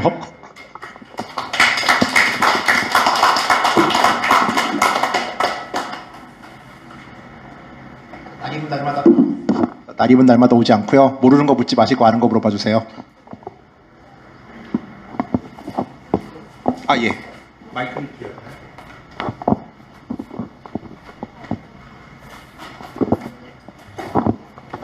예, 그 서원대 김영식 교수라고 하고요. 그 먼저 이렇게 사인을 받게 해주셔서 정말 감사드리고요. 예. 이제 미얀마 역사를 보고서 오늘의 모습을 보니까 이해가 훨씬 더 잘 됐습니다. 그래서 정말 저도 배우는 게 많았고요. 근데 저는 이 사태가 결국 그 희망적이진 않을 거라고 생각해요. 실패할 거라고 봅니다. 그 이유는 이런 문제들에 있어서 가장 큰 영향을 미치는 것은 결국 서방의 어떤 정치적인 영향력인데 그런 영향력이 거의 보여지지 않거든요. 근데 그거는 당연해요. 왜 그러냐면 지금 그 군부 독재 정권이 들어선 이후로 가장 먼저 했던 것이 버마는 굉장한 산유국이에요. 굉장한 자원을 가지고 있음에도 불구하고 그런 경제적인 이득이 국민들에게 돌아가지 않는 이유는 이미 군부 독재 처음 시작될 때부터 이 군부에서 했던 일이요. 서방의 그 정유회사들에게 채굴권을 100년간 렌탈을 해줬어요. 그리고 매년 그 수익금의 일부가 군부에게 지금 돌아가고 있습니다. 즉 서방에서는 군부가 실패하게 되면, 군부 정권이 쫓겨나게 되면 그 경제적인 이권을 가질 수가 없기 때문에 침묵할 수밖에 없고 군부도 그걸 놓을 수가 없습니다. 그걸 놓는 순간 모든 걸 뺏기게 되기 때문에. 그래서 저는 앞으로 100년간, 즉 앞으로 향후 한 4, 50년간은 더 군부가 이 상태를 유지할 거라고 보고요. 시민들의 많은 희생이 따를 거라고 봅니다. 그래서 지금 상황에서는 희생이 가장 최소화될 수 있는 방법, 그게 최선책이지 않을까라는 개인적인 생각입니다. 이건 질문 아니고 제 개인적인 그동안의 버마 사태를 보면서 느꼈던 제 생각입니다. 이상입니다.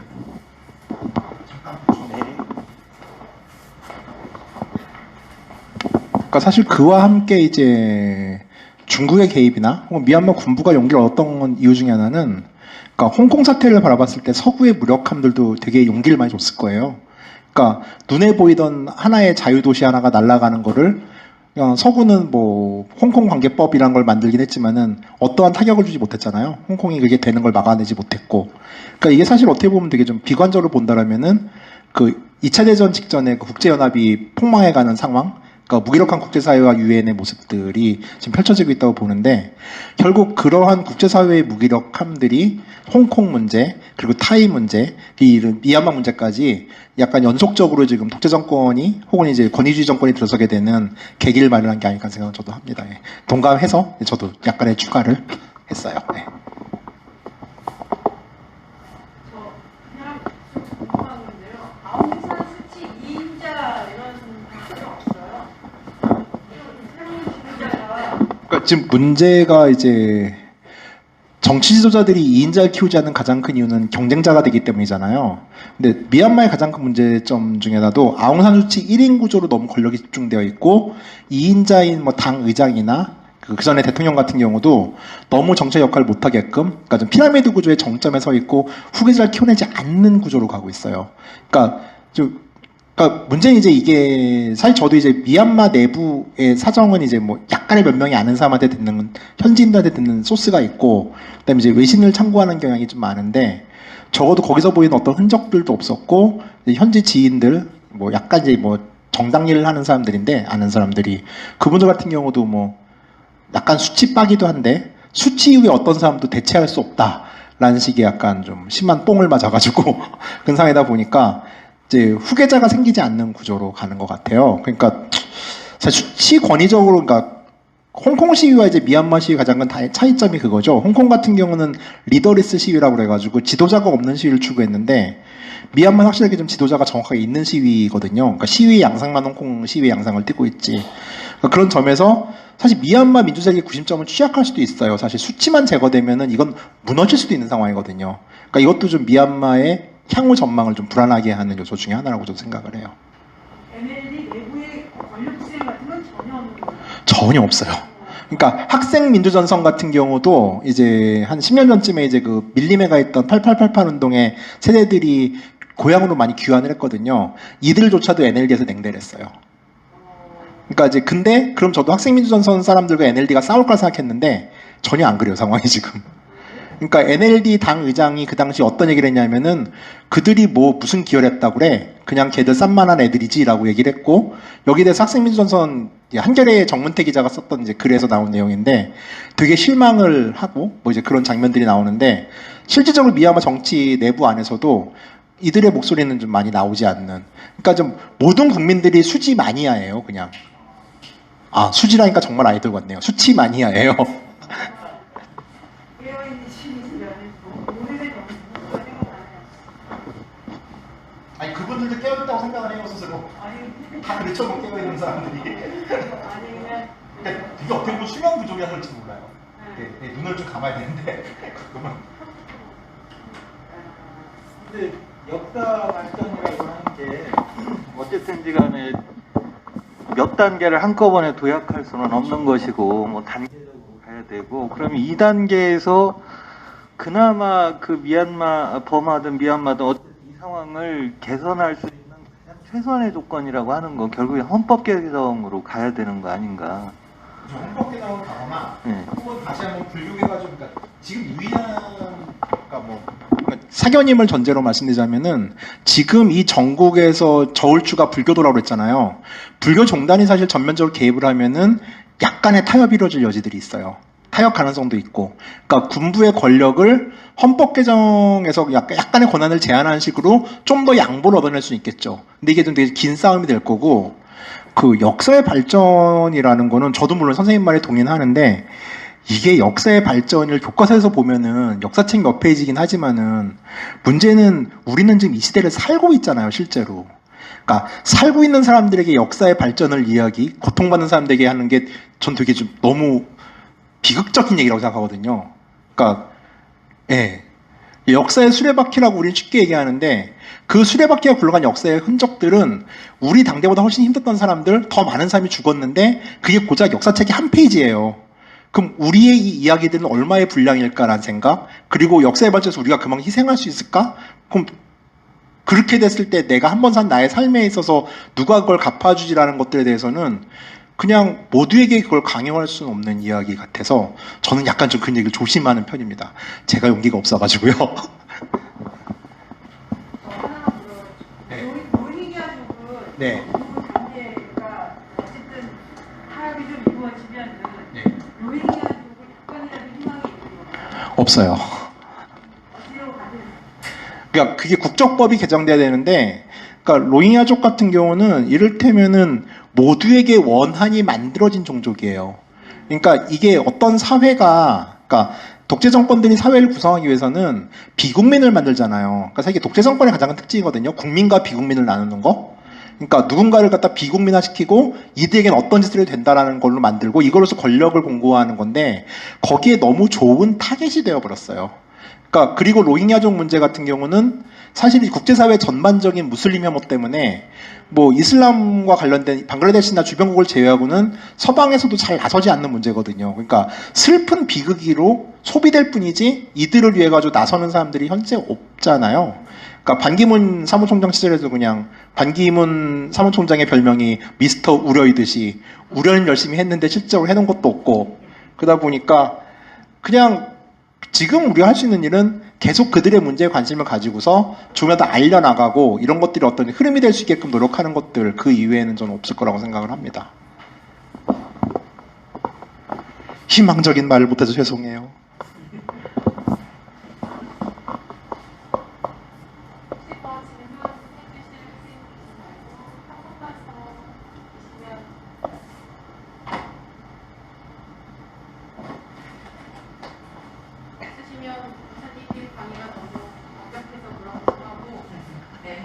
혹시 아까 그 다음에 나올 작가님 책 이야기 전해주셨는데 그 얘기 제가 되게 이상한 직업인 게, 원래 여행 작가잖아요. 가이드북을 써야 되는데 세상 온갖 일에 관심이 많다 보니까, 그러니까 이제 홍콩 민주화 시위 같은 경우도 홍콩을 2008년부터 거의 매년 한 대여섯 번씩 가요. 그리고 이게 제가 취미가 약간 동네 탐정이거든요. 그러니까 저희 아파트 열에 사는 사람들도 누가 무엇을 하는지를 되게 열심히 보는 약간 이상한 성격이에요. 그래가지고 홍콩의 경우도 그렇게 보다 보니까 그 사람들이 싸우는 과정들에 대해 개입을 하게 되고 또 제가 알던 주변 사람들이 되게 많이 그 상황에 휩쓸려 들어갔어요. 그러니까 뭐 한 집안 같은 경우 웡씨 집안이라는 사람이 있는데 할아버지는 친중파고 손자는 시위대예요. 근데 홍콩의 아이러니는 이런 거예요. 이 할아버지 같은 경우도 1967년도에 홍콩에서 반영 폭동이 있었거든요. 이 할아버지는 제국주의자들과 엄청나게 싸웠어요. 그리고 그 할아버지의 조국은 중국이에요. 근데 손자는 내 나라가 조국에 반환됐는데 그 조국이 싫다 그러고 할아버지가 싸웠던 영국 깃발 들고 흔들어 돌아다니는 거예요. 근데 이게 한 세대 안에서 벌어지는 거예요. 근데 이게 한국에서 태극기 부대와 민주화를 주장하는 부자 간의 갈등을 좀 뛰어넘는 거죠. 그러니까 이 사람들은 그들 모두 압제자와 싸우고 있는 거예요. 왜냐하면 중국도 압제자고 영국도 압제자였기 때문에. 근데 압제의 대상이 다른 비극 같은 것들이, 그러니까 이 집안 이야기를 들으면서 아, 이건 좀 기록을 남기고 싶다라는 생각을 했었고, 그다음에 이 집안 이야기를 이제 뼈대로 해가지고서 홍콩의 역사, 어떻게 민주화운동이 흘러갔는지를 겨우 르포를 쓰게 되더라고요. 그래가지고 그렇게 작업을 한 책이 한 4월 중순쯤에 나와요. 사계절에서 나오고 제목은 리멤버 홍콩인데 책을 좀 팔아보려 했더니 미얀마 사태가 터져가지고 모든 사람들의 관심은 미얀마로 가 있고 지금 해서 뭐 좀 개인적으로 슬픈 상황이긴 한데 한국에서 홍콩 시위도 되게 관심을 많이 가졌음에도 불구하고 사실 한국인이 쓴 저작이 하나도 없어요. 그러니까 일본만 하더라도 6종 정도의 르포가 있거든요. 그러니까 좀 뭐 개인적으로는 스스로에 대한 의미부여는 많이 하고 있어요. 또 한국어로 작업을 한 작가로서 우리도 뭐 홍콩에 대해서 하나는 남겨야지라고 하는데 그게 제가 된 건 좀 당황스러운데 뭐 그래서 그 책을 좀 준비 중에 있으니까 뭐 혹시 안 사시더라도 동네 도서관에 이 책을 주문이라도 해주시면은 저에게는 10%의 인세가 돌아오는 기쁨이 있을 것 같습니다. 그리고 뭐 혹시 뭐 이렇게 얘기를 잘하면은 다음에 특강 잡힐지도 모르니까 그럼 다시 한번 얘기를 할 수 있을 기회가 있을지도 모르겠고요. 이렇게 하면 돼요? 네.